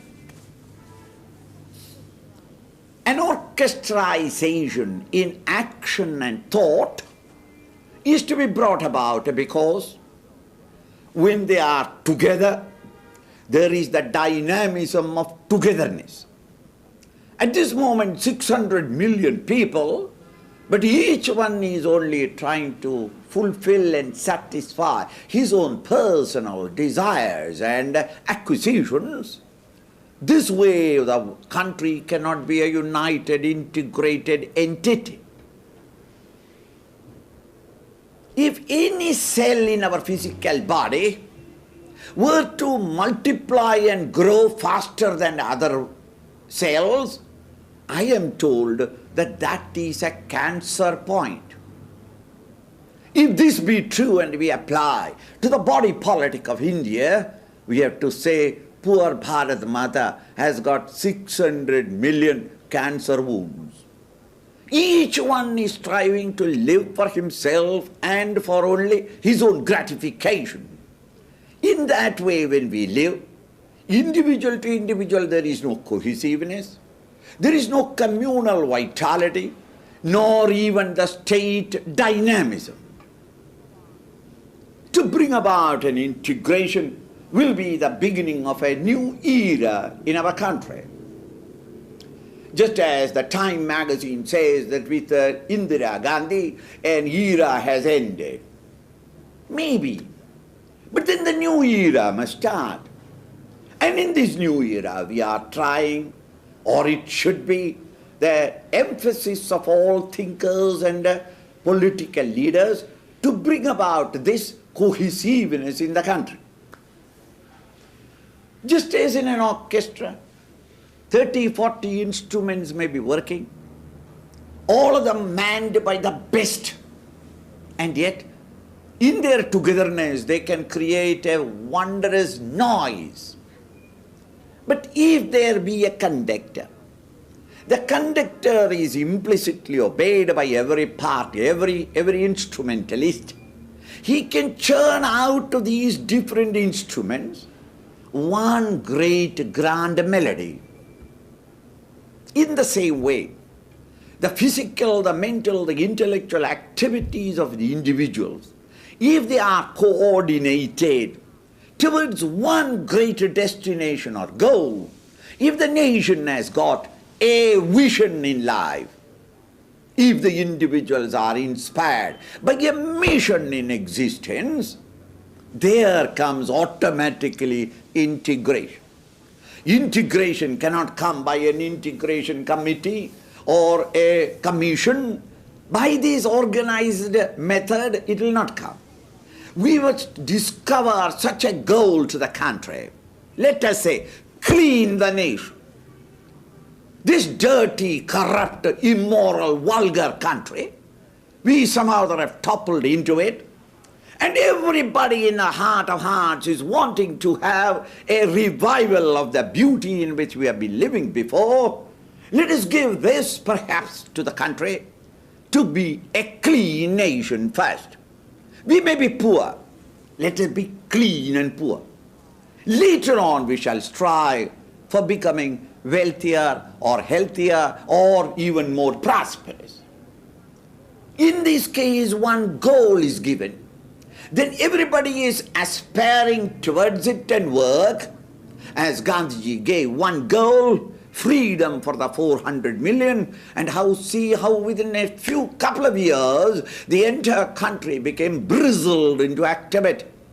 In the same way, if we can present this goal of the new government, that we to have a clean administration, clean progress, and if we at all levels emphasize this idea, whether it is a labor or the administration, the management of factories and governments, or in the trades, or in the industrial and technological field, in art, in literature, in the universities, and in the professors and students, everyone wanting to have a clean sense of responsibility and pour out the best into the country, within 2 years, I think that this so-called magic of integration will automatically come. And all these dissipating powers, dissipating forces that are now shattering the country's very cohesive existence would disappear. Thank you very much.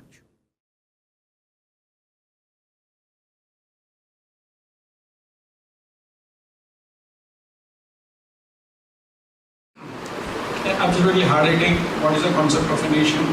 Why are we here? And what happens if we put our own self ahead?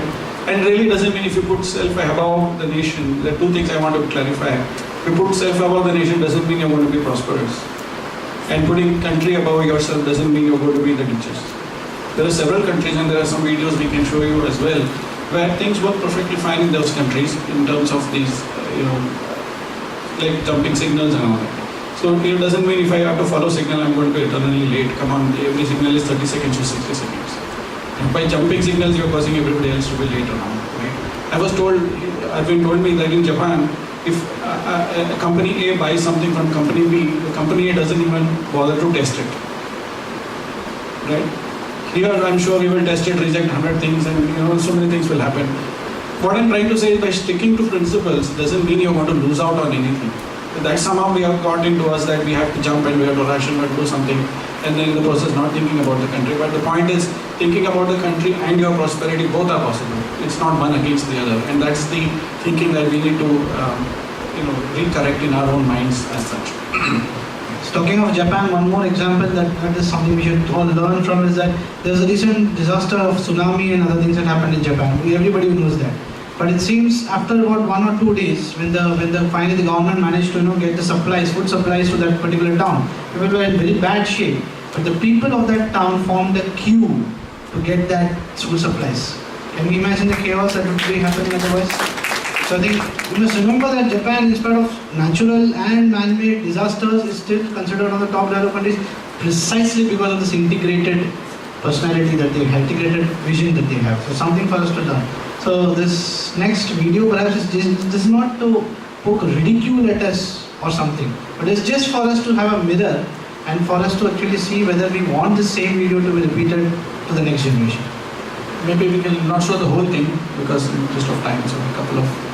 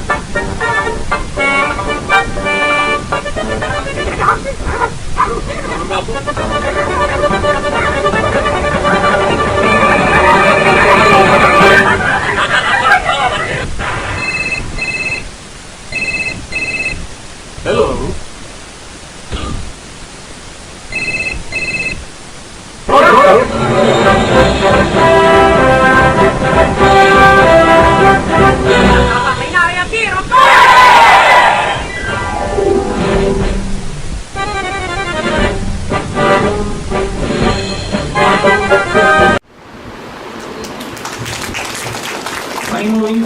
How many of us felt like laughing? Almost everybody? Shame on us. Shame on us. And I really mean it. If you really felt, nobody felt like, it doesn't happen like that anymore. I feel the bus situation doesn't happen like that anymore. but the point is, it's a funny movie, that's fine, but somewhere we have to feel it's quite not right. And the point that I was trying to make, that the other nation which follows all this discipline doesn't mean they're losing out on anything. Right? It doesn't mean that if you don't follow a rule, you'll be left out, somebody will become more richer.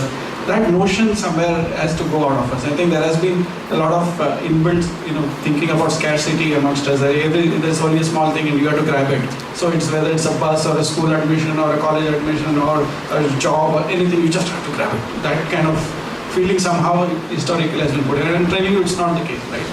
We can do well by following the rules and putting the country ahead of us. So it's a funny movie, but at the same time, hard hitting in the sense that it doesn't mean if you follow the other principle, you're going to be lost out.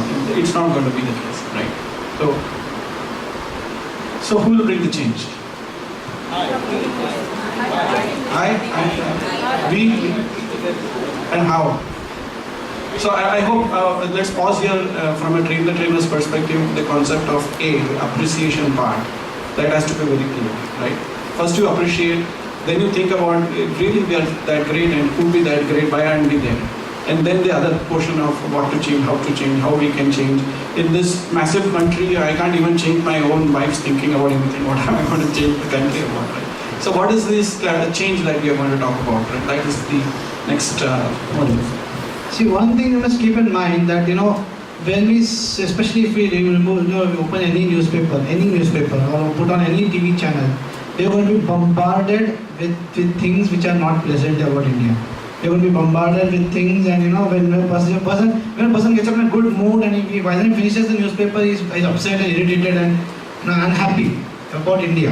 And all that unhappiness doesn't translate into action. Yesterday, at least Swamiji, as I said, if you can use that emotion and do something, that is good. But all we end up is we get angry and that's it, we put the newspaper and we join exactly what we are upset about. We must remember one important thing about a news channel or newspaper, it only shows or predicts something which is not part of the ordinary thing. So that is something you must keep in mind. So as long as they are talking about bad things, it's good because that is not ordinary. So it's only extraordinary things that are being reported in the newspaper. So therefore, you must, and also it's hyped up for a lot of reasons. So keep in mind that India, there were these media people at different points in India's history, they would have written off India many times.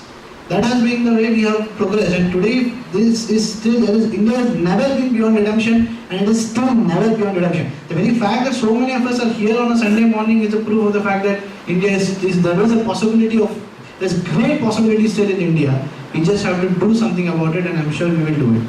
So I'm sure you already know about who the change. I'm sure everybody said, I will be the change. Let's see some people who actually didn't just say that and actually did something.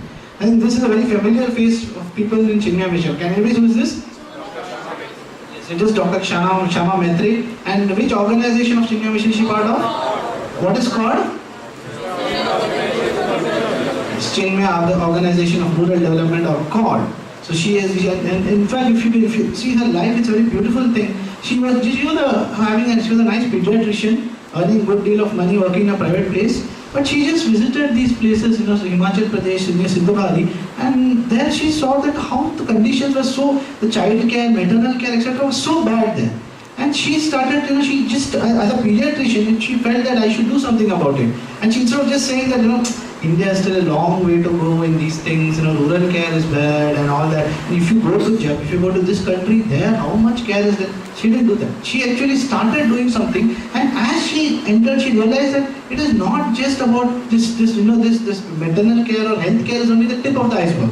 It's what she said. So she said that there should be an overall societal and socio-economic development has to happen.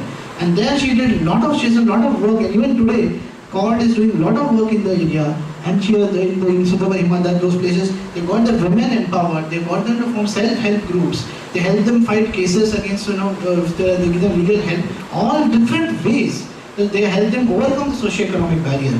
And that is one thing that she has started, and when she started, CORD was not there, but because she started, CORD is there.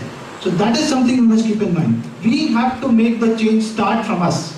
And then whatever organization may form behind us, but we have to start it. So this is just, she was also given a Padma Shri in 2008 by the Government of India. Okay, I think this video is something many of you will be aware of, but I think you should see this video now. It's the right moment for that video.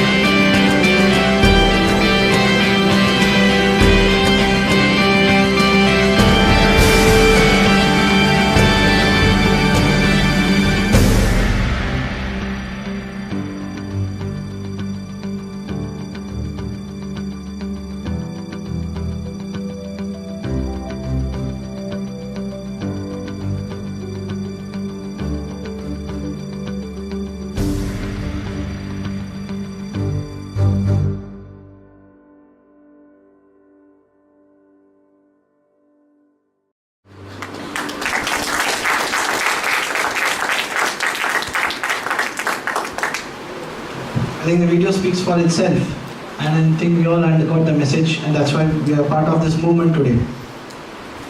Okay, now we want to see changes in India, right? But what is it that we want to see? And I want some people to just tell me the different aspects, right? Cultural, spiritual, financial, intellectual of India. So I want people to say, let's take this first look. Tell me some things that you want to see India in this particular field in 2047, 100 years after our independence. Let's say one aspect. Let's say any aspect that you can choose. Yes. Nobody below the poverty line. Okay, he says nobody should be below the poverty line. That is for financial India. That is a vision that he has. Okay. For spiritual India, my vision is that where all of them see each other as one, as the eternal being in them, and they transcend from this rites ritualisms to the actual essence of the ideals, and no basically hatred in the name of communism, basically no communism at all. Casteism in this country is wiped out. That is the vision I see for spiritual India, India 2047. So very nice. Somebody from this side. Yes. I think the vision I see for intellectual India is that not only everyone is educated, but everyone is literate. There's a difference between being educated and being literate, and I want everyone to be literate and everyone to be aware about what is happening around them. At least not about the whole nation, but at least about what is happening around them. People don't even know what is happening around them nowadays. That's true, absolutely true.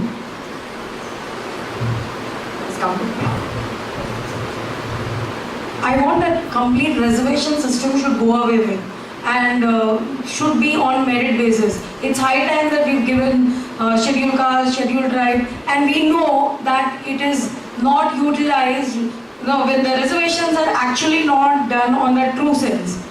There are so many who are financially very strong and yet they just get the place and the placement with lower percentage, and there are so many children with good percentage and they still don't get the placement just because they don't come in that category. So we have to do away with it and let us look our country as one. Let the true person get the placement. Yeah, I think when casteism goes away, reservations itself will become immaterial.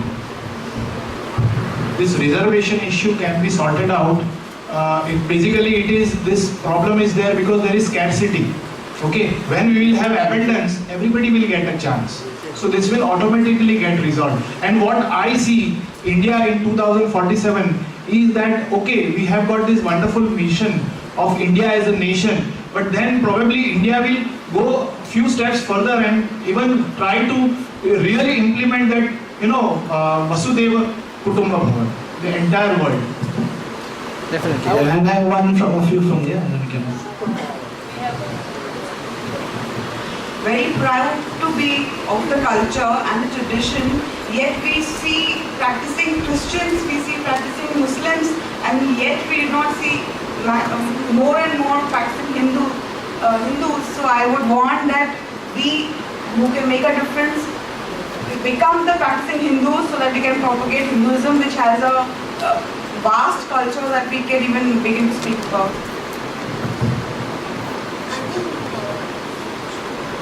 I think when we talk about future, every child should have the right to education, should have access to education. Every poor child, every child in our nation, as well as they should also, the child labor should be completely stopped. Okay, I think I'll get a few new people in so that you can know them. Yeah. We have seen many startups that have started. Most of the IITs and the IIM people coming out, they are actually refusing high-paying jobs from multinational companies and starting their own startups. By 2047, I want those companies to become multinational companies so that we recruit other people and we create our own. And that is when we become self-sufficient. And there will be abundance. Yeah. So this reservation will be Yes, superpower of the world. Thank you, sir. I am with him only because what I dream that India will become financially free. At present we are depending on a lot of foreign exchange, and they are, because of speculation etc., rupee is getting hit anytime they want, and we are paying a huge price for oil and it is, and we are remaining poor and poor. So I wish, or rather I dream that India will overcome all these things. We will be an abundant capital available in India, and our currency will be strong enough to, what you can at least, not to demolish other currency, but at least it will stand of its own. And because of all these new startups and etc., we will create wealth for ourselves. I would like to add just one minor point. Like when the statistics was thrown that okay, 30% of Indians in Microsoft, 36% in Xerox and all that thing. Why can't we create the Xerox over here? Why can't the Microsoft? That is why I am really proud of these young cheeks and these young IITians. And I just now read the statistics in a few days back in newspaper that the ratio of the startups from these fresh IITians is going up by each year. So just lage raho, and definitely we all can make it. We middle-aged people and we oldies are there behind you. Aap log karte raho. Thank you. Last few.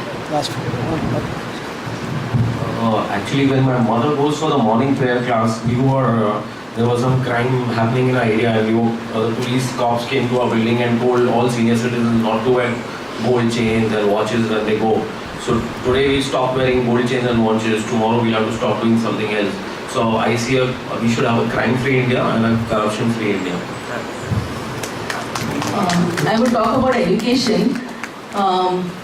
We had this point where, should it be compulsory for all of us to serve the nation? And whenever we think of serving the nation, we think of the army. I would like to make it compulsory for 2 years for every child to either go in army or forest or agriculture or any of the field where they are close to the nature and they see the real India. That's very nice. I'm sure all of you if I can keep on asking, I'm sure everybody has got a vision for 2047 and for the future. But what is also important, what is very important is having a vision is just the start. Then we should have some means of actually doing it. So everybody who set a vision, please reflect what is it you can do to be part of that vision. What is it that you can do to make that vision a reality? It is the story of an old man planting a tree. Somebody asked, why are you planting a tree? You won't get to eat the fruits anyway. He said that I never planted the trees whose fruits I ate. So the point is, for everybody, at all points of their lives, we are passing on, as Guru says, time is flowing from the future, meeting us in the present and becoming the past. So we have to do something. So everybody who has a vision of India, and also what we found was, as we were discussing these different aspects of India, these are not different aspects per se, they are all related. Cultural India, financial India, intellectual India, these are all different aspects of India. They are the same, but they cannot be, we saw that, casteism will go, then reservation will go away. If finance will become better, reservation will not be needed. So every aspect of India is related to each other. So we must do whatever we can in whichever way we want to make it, and it is very good to have a vision, but it is better to follow up on that vision and do something that we have to do. So that is the third part of the T. Having decided that I am going to be the change and this is the change I want, we have to transform and transform. Means what? We have to transform ourselves and then hence transform the society around us. So while the presentation is loading, I'll just tell you maybe details of the next one individual. You can see the photo when it comes. How many of you have heard of Dashrath Manji? A few people have heard. Most of us don't know that such a person existed in India. He was known as Mountain Man. Okay? Mountain Man, somebody living in mountains perhaps. This person, his wife was Falguni Devi, and he lived in a very remote place in Bihar, where, the thing is, from that place, if you have to go to the nearest hospital, okay, nearest place where medical facility is available, there is a big mountain in between. Okay, so because of that you have to go around it. So it comes to about something like, you have to travel almost 60-70 kilometers to get to that place where medical facilities are available. So his wife, when she had an accident and she needed medical attention, by the time she could be taken to that place, she passed away. Now, it's a sad story, and maybe there are many such stories that happen in different places. We can say, oh, sorry, the person may say, oh, so sorry, or just go on with life or get depressed with life. He didn't do that. This man single-handedly for 22 years. That's a long time, 22 years. I mean, some of us may not even be that old here. 22 years, he single-handedly worked that, made a hole through that mountain, created a pathway through that mountain, so that distance reduced to something like 15 kilometers. Much less than that, very less kilometers, and he saved, and because of that now everybody there is using that path, and how many lives are getting saved and how many will get saved, he perhaps doesn't even know. That is the transformation that one single individual, Dasharath Manji, brought about from the event in his life, and he ensured. I think this is a much greater shrine for love towards your wife than a Taj Mahal, because this is something that has not even just benefited him, but it has benefited many generations to come through his heroic actions. And who are these people? Nobody even know. Many people don't even know him, and they didn't do it for publicity. He was given a lot of publicity. In fact, there was a movie made on his life, and also when he is no more with us, he died recently, and the Bihar government gave him a state funeral. Not many people know him still, but he did not care of all these things. He was not interested that they will make a movie on me, or they will do this. We saw so many examples yesterday as well. These people decided, made one thing their mission in life. This is something that will happen, and we saw that maximum happiness for maximum people for maximum amount of time. That is not just a statement. That is, this comes. This person, Dasharath Manji, 22 years, 1916 to 1982. 22 years, he single-handedly, you can see that pathway there. Right? And you can see the dimensions of that pathway as well. The previous, you can see that. It is 110 meter long, 7.6 meter deep, 9.1 meter wide, such a big pathway. And you think he had bulldozers with him? No. Just whatever tools he could have and his own willpower. That's it. That was the biggest tool he had. And this tendency or the belief in himself that he needs to do something for this country. And there are numerous such examples in India. Okay, there are numerous examples, and we just have to know. And these people are not some. We can say that they were, some people are special. There's something each one of us can do where we are, just to drive home that fact. We are going to distribute a set of resolutions, okay, that we have come up with. There are 11 resolutions. There's a space left for the 12th. That is to be filled by yourself. You can do any of them as well as do all of them, and you can also add in your own 12th one. These resolutions you must take, and the resolution is not something you take on first and forget about it on second. It is something that you have to make a mission in your life for this transformation of India and for our own transformation to take place.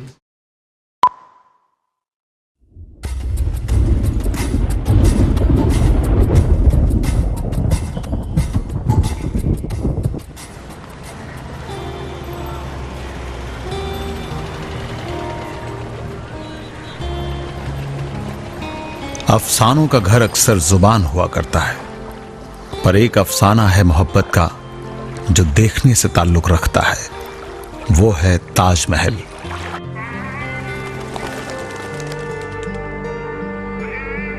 Taj Mahal एक शहंशाह की मोहब्बत का इतिहास है। मौजूदा वक्त में यह इमारत फानी दुनिया में मोहब्बत का अद्वितीय स्मारक है, शायद इकलौता भी। यहां सोचने की बात यह है कि अगर शहंशाह के पास इतनी दौलत और अन्य जरूरी स्रोत न होते तो यकीनन ताज आज जमीन पर न होता और मोहब्बत का आसमान न कहलाता।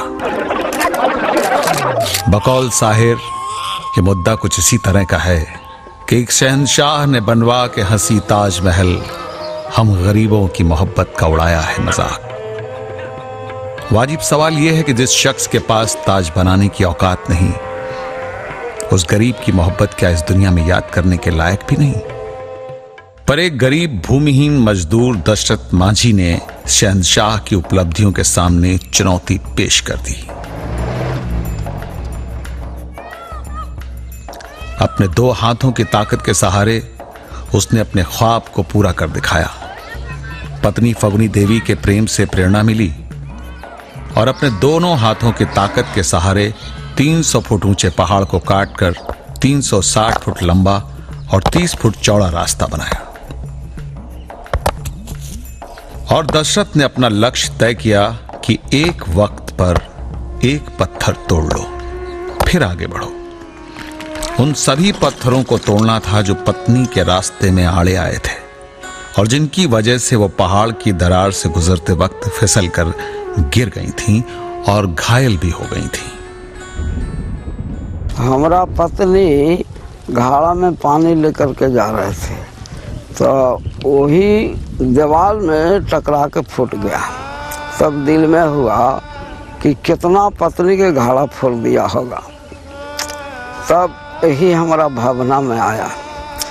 तजवीज़ करके हम कुआं पर सूते हुए थे तो 12 बजे रात में ऐसा आकाशवाणी हुआ कि नहीं उसको तोड़ दो। ये पूरा वाकया 1962 में बिहार के एक गांव गहलौर में घटित हुआ। गहलौर गया जिले के दूरस्थ और पहाड़ों की श्रृंखला से घिरा इलाका है। गहलौर से वजीरगंज की दूरी पहले 70 किलोमीटर थी। रास्ता घुमावदार था। अब ये दूरी दशरथ की मोहब्बत और मेहनत ने मिटा दी है। मोहब्बत की इस मिसाल के अलावा शाहजहां का ताजमहल और दशरथ मांझी की सड़क में एक और खास बात है। वो ये कि दोनों को पूरा होने में 22 वर्ष लगे। हाँ, अगर फर्क करेंगे तो ये कि ताजमहल को बनाने के लिए 20,000 मजदूर थे और दशरथ का साथ देने वाला था सिर्फ छेनी और हथौड़ा। पर 1984 में दशरथ की विजय यात्रा का सुख महसूस करने के लिए उनकी पत्नी उनके साथ नहीं थी, जिसके लिए उन्होंने अहद किया था। पर पूरे समुदाय को सुखी पाकर उन्हें बहुत सुकून मिला कि देखिए, एक आदमी हम परिश्रम करेंगे जिससे लाखों जनता आराम करेगी। इस उपलब्धि के कारण फर्क आया। दशरथ लोकगीतों का नायक बन गया। अगर गाड़ी पर हमको पूछ देता है कि कैसे तोड़ दिया, हमको हाथ से, हमको सुनो गाड़ी का बनाने वाला कौन है, बना कर छोड़ दो, गाड़ी चलेगा अपने, फिर तो हाथ में चलाता है। मीडिया ने उसे एक और शाहजहां कहा। प्रख्यात कथाकार शैवाल ने अपने उपन्यास आत्मराग में उसकी संघर्ष गाथा को शामिल किया। पिछली सरकारों की गहलौर गांव के लिए पक्की सड़क, प्राथमिक स्वास्थ्य केंद्र और एक स्कूल देने की घोषणाएं कागजी साबित हुई। ट्यूबवेल लगा और बेपानी होकर रह गया। खंबे खड़े हुए पर बिजली नहीं आई। किसी के कहने भर से ही दशरथ दिल्ली तक पैदल यात्रा कराया, लेकिन वो यात्रा उसने रेलवे ट्रैक्स के किनारे किनारे चलकर तय की। आर्थिक तंगी से उसने कभी हार नहीं मानी, लेकिन पहाड़ से गुजरने वाले रास्ते की तकदीर नहीं बदली।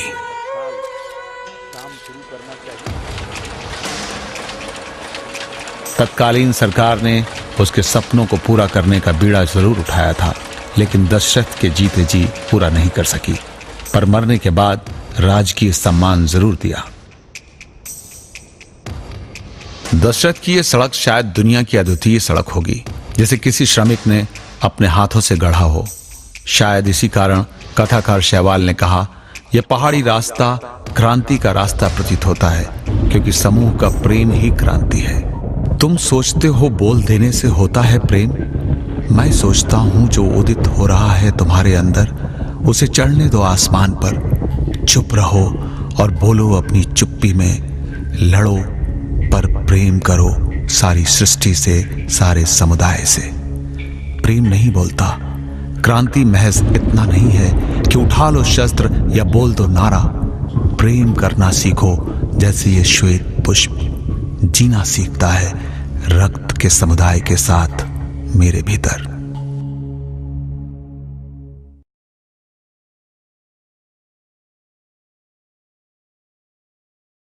So some of them you have presented here.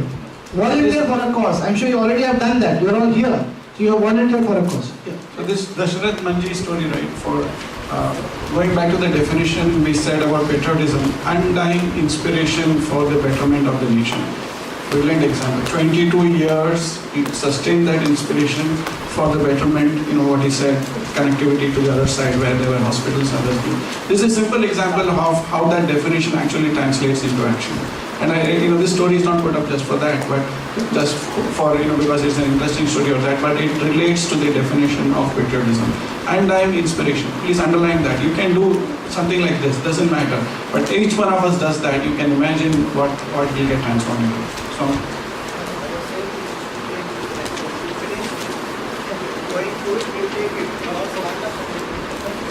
Okay, so some of them are, we must volunteer. This I'm sure everybody volunteer for a cause. You already volunteered for one cause, which is why you're here. So you to make that cause your mission and then work for that with that zeal that that Ramkumar was talking about. This I'm sure, we know this. There is always one wildlife act that when WWF people, they have this video, they have a tagline, which is when the buying stops, the killing can too.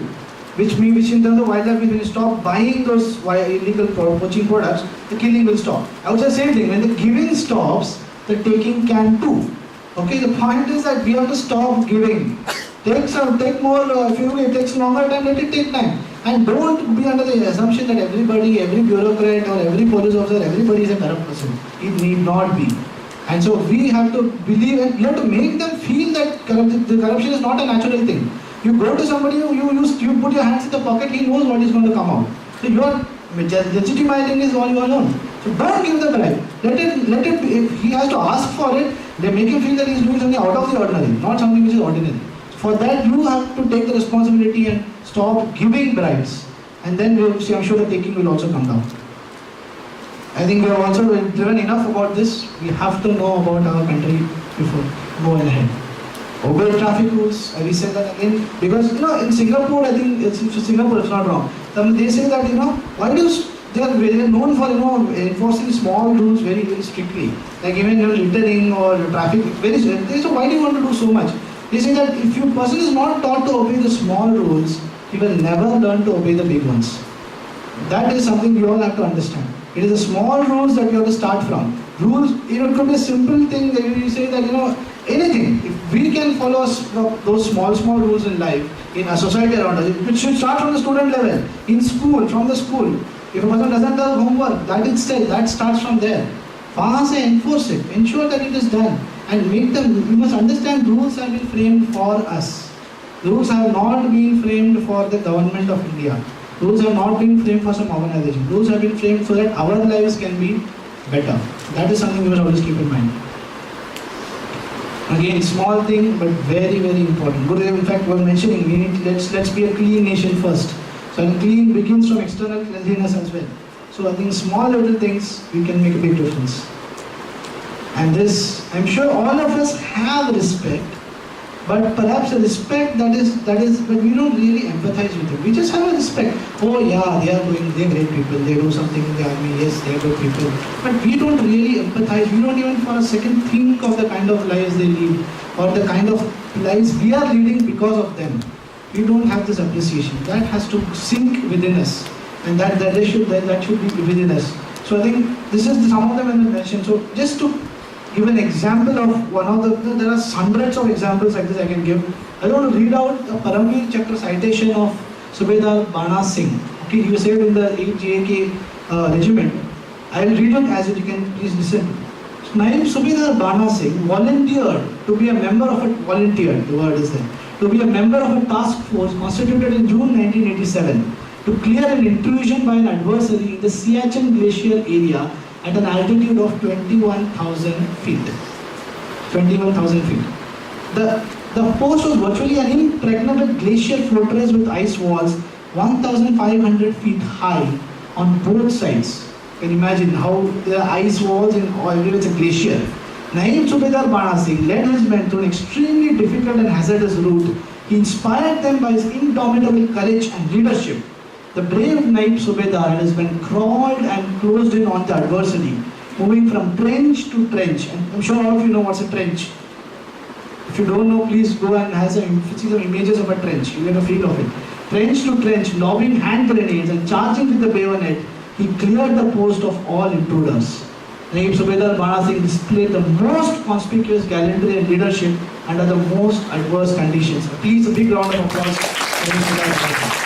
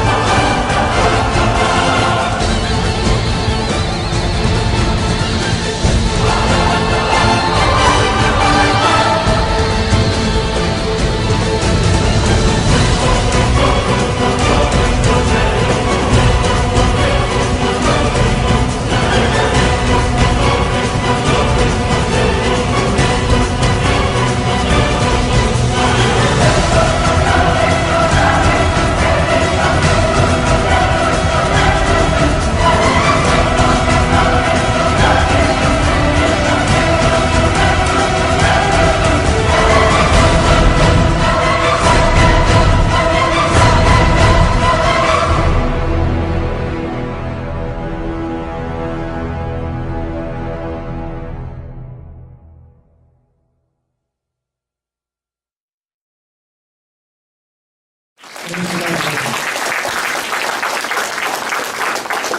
are plenty of such examples that we can quote, but just an example for us to feel that presence.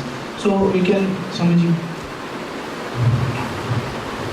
So, Captain Bana Singh, he had come to Chennai also, he was invited there. See, he lives in Kashmir even today. His family lives in Himachal.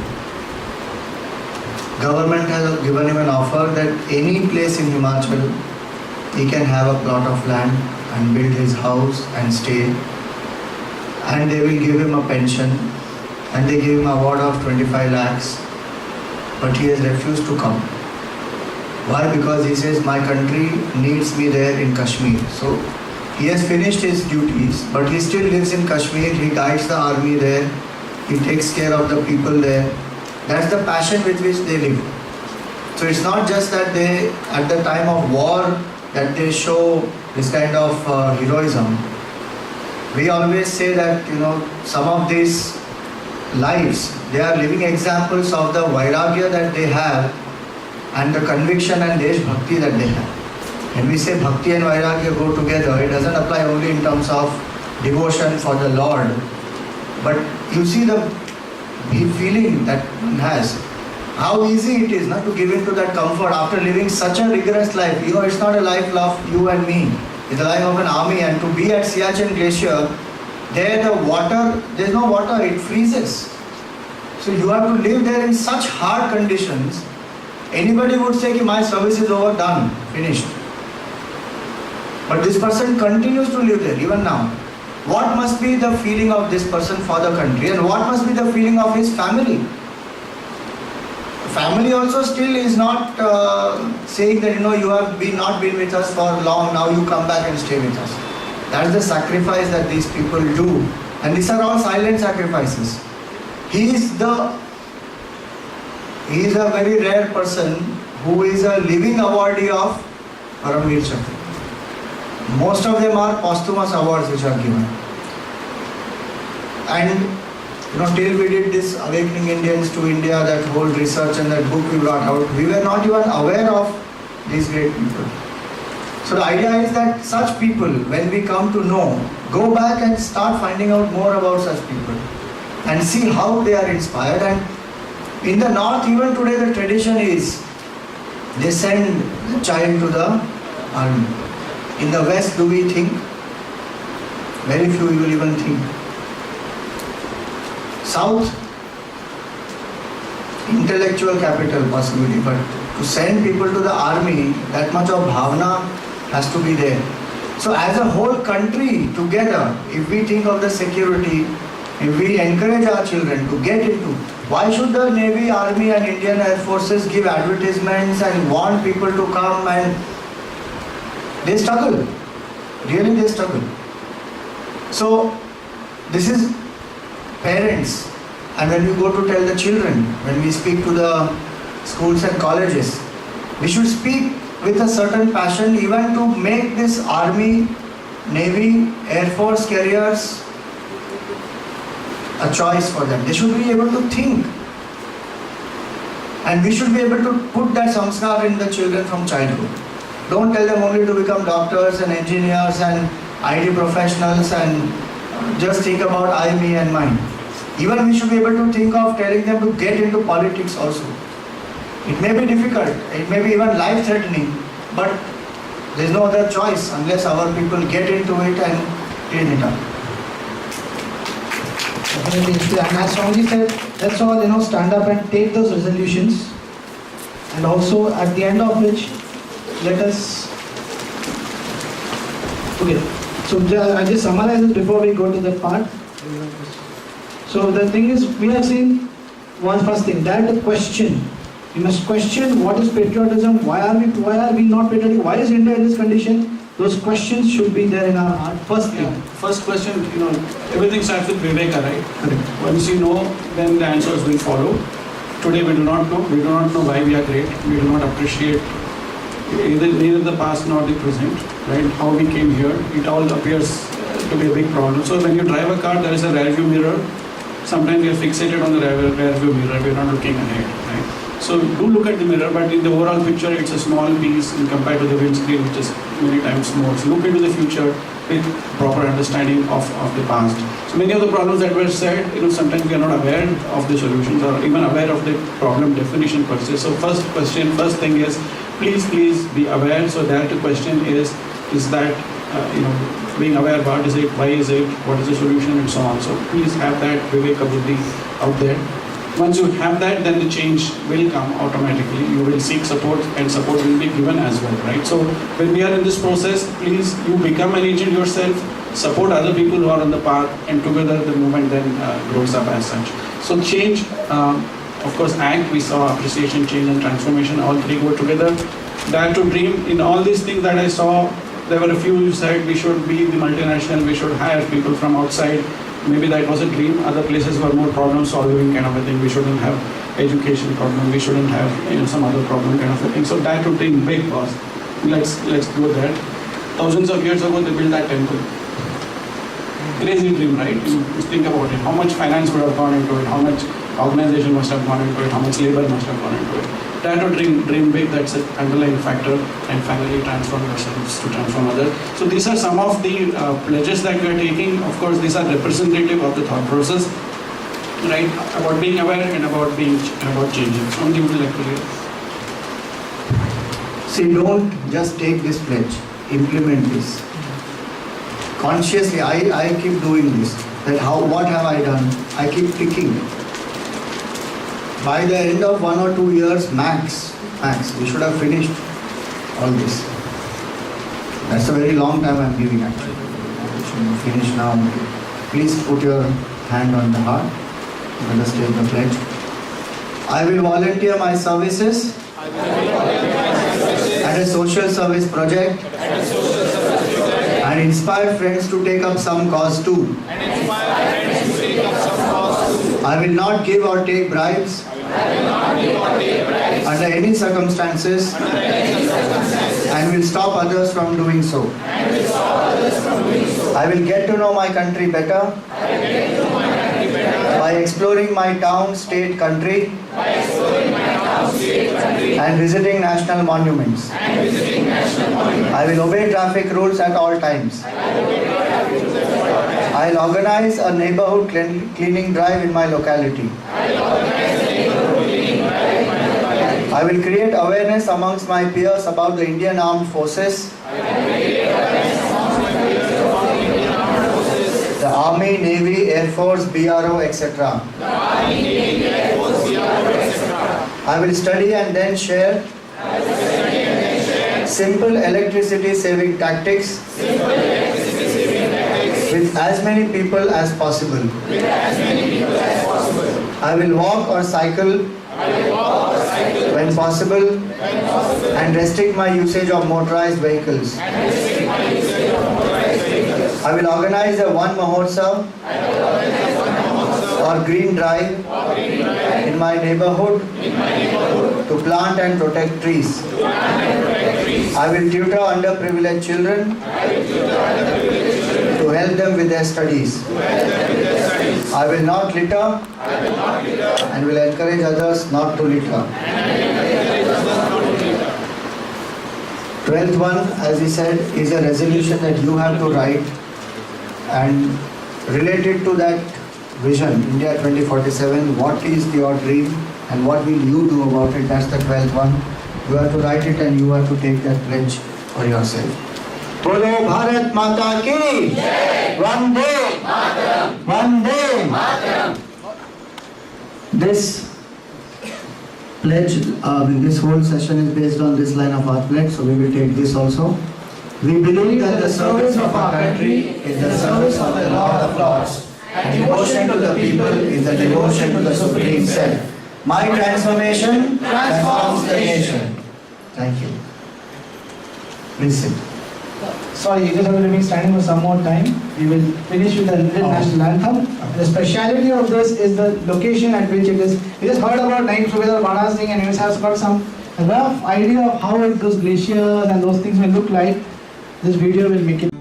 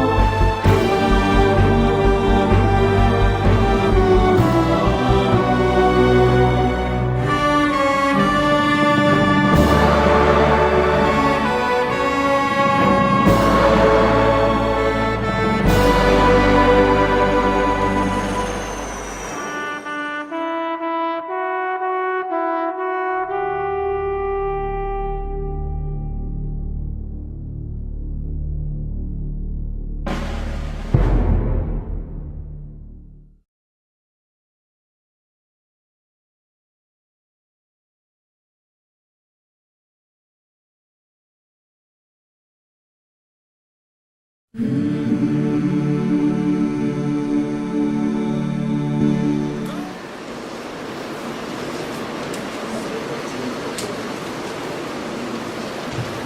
have a seat.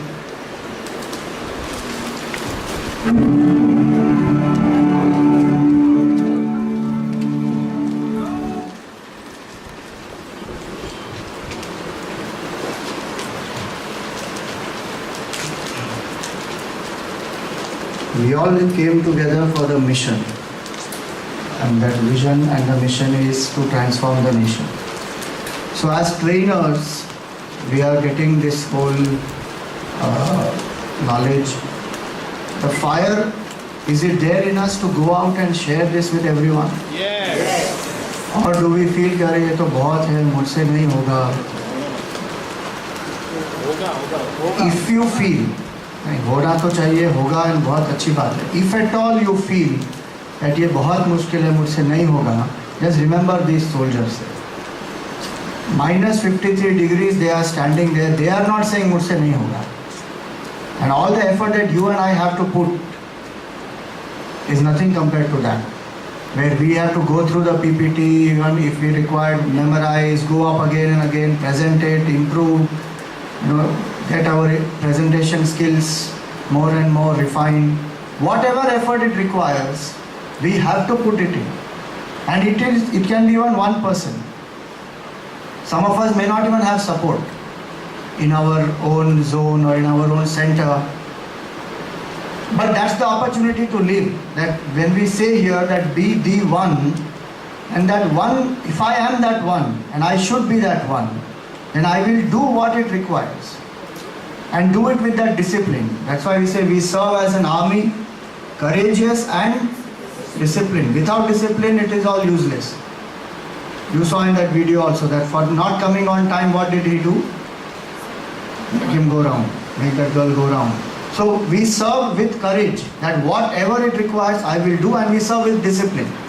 And if we say that we all come together for a training session, we all come together. We have to do our homework and come, we do the homework and come. Because this is not about you and me, this is about the nation. That feeling has to sustain in us, not now, but throughout.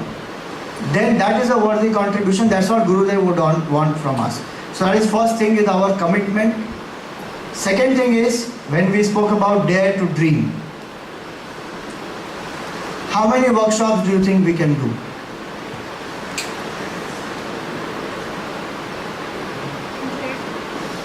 People are from different centers here. Each center can come up with. Think about it. 100. Nagpur says 100. How many people have come from Nagpur? 2 people have come from Nagpur. Nagpur says 100 workshops we can do. They have set a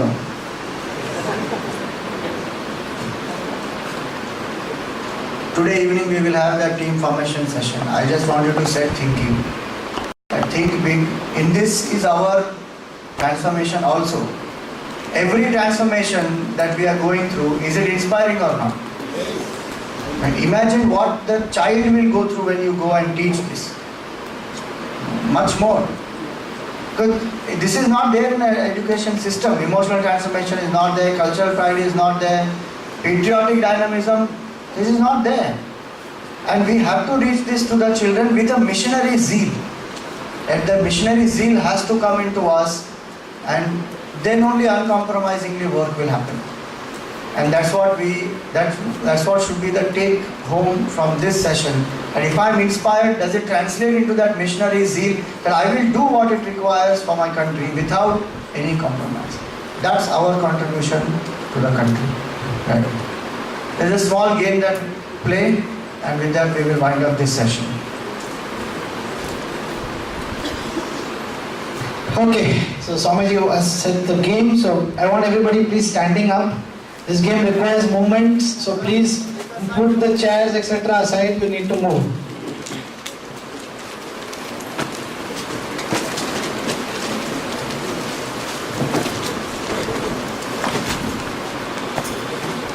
Yes, chicks also part of this game, please. If you are feeling left out of it, please join the game. This is for everybody. Okay, so the game is like this. Okay, the media has been cleared. Okay, good. Please accept.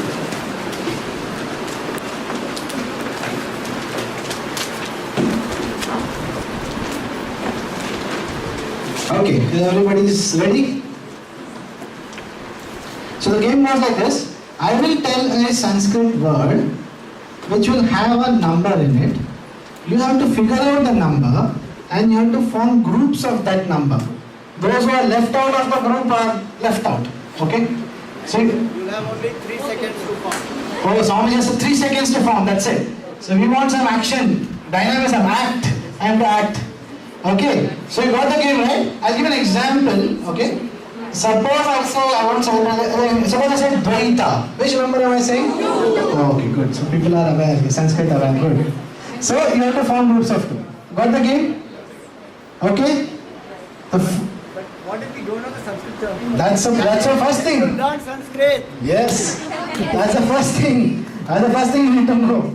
Yeah, awareness, that's the first thing. If you don't know that, you'll be left out in the game. That's the whole point. Okay, so ready everybody? Yes. The first Sanskrit word is Saptarshi.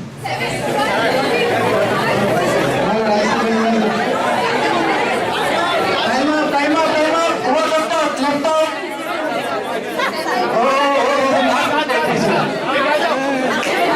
Last minute entries.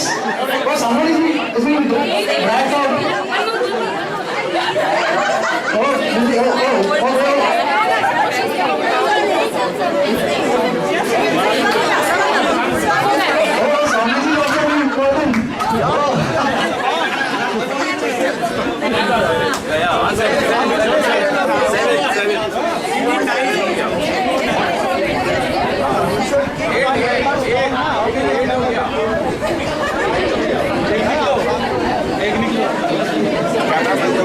Okay, next number. No, break the groups. Please break the groups. And if I see the same group of people again and again, they will be disqualified. Yes, there has to be mixture. You want to be a mix about. Okay, so the next number, and I don't see you keeping the 3-second time limit. Please, I want time limit. Okay, the next number is Panchamrit.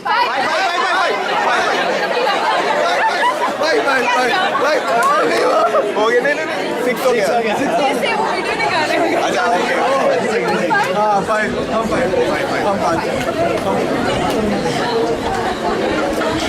Okay, fine. Everybody saw somebody, is it? Next, come on, next. Distribute around. Okay, next. The next number is Trimurti.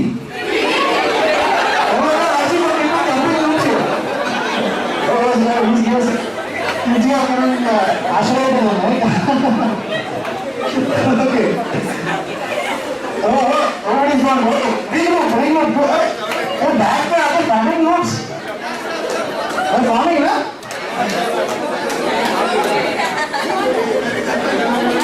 Okay. Okay. The next number is. Already. Okay.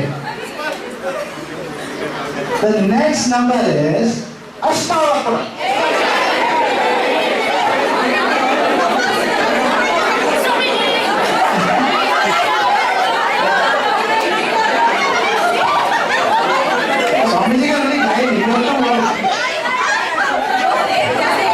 You can see the exhibition of our Indian political artist formation. Stretching from one, pulling on everyone. What is happening? Okay, the next number is. Yes, please, go on first. More on. Yes. The next number is Chaturmas.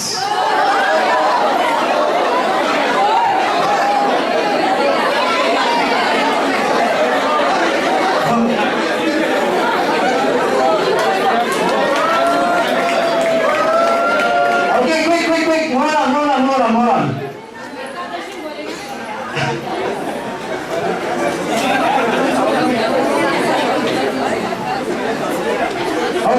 next is Navaratri. Oh, I see some alliances forming. One going back. Oh, the one left behind. Oh, good. Again, bingo. Good.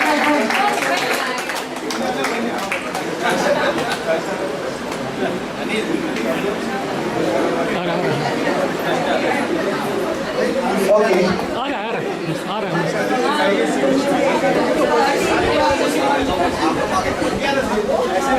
Okay, the next number is, or should find the number in this case. Okay, Advait.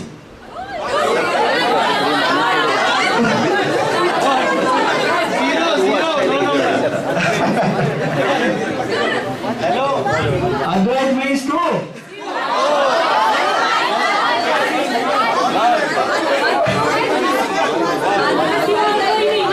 Advait means one.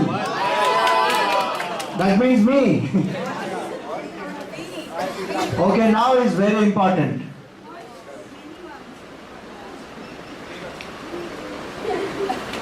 Bharat.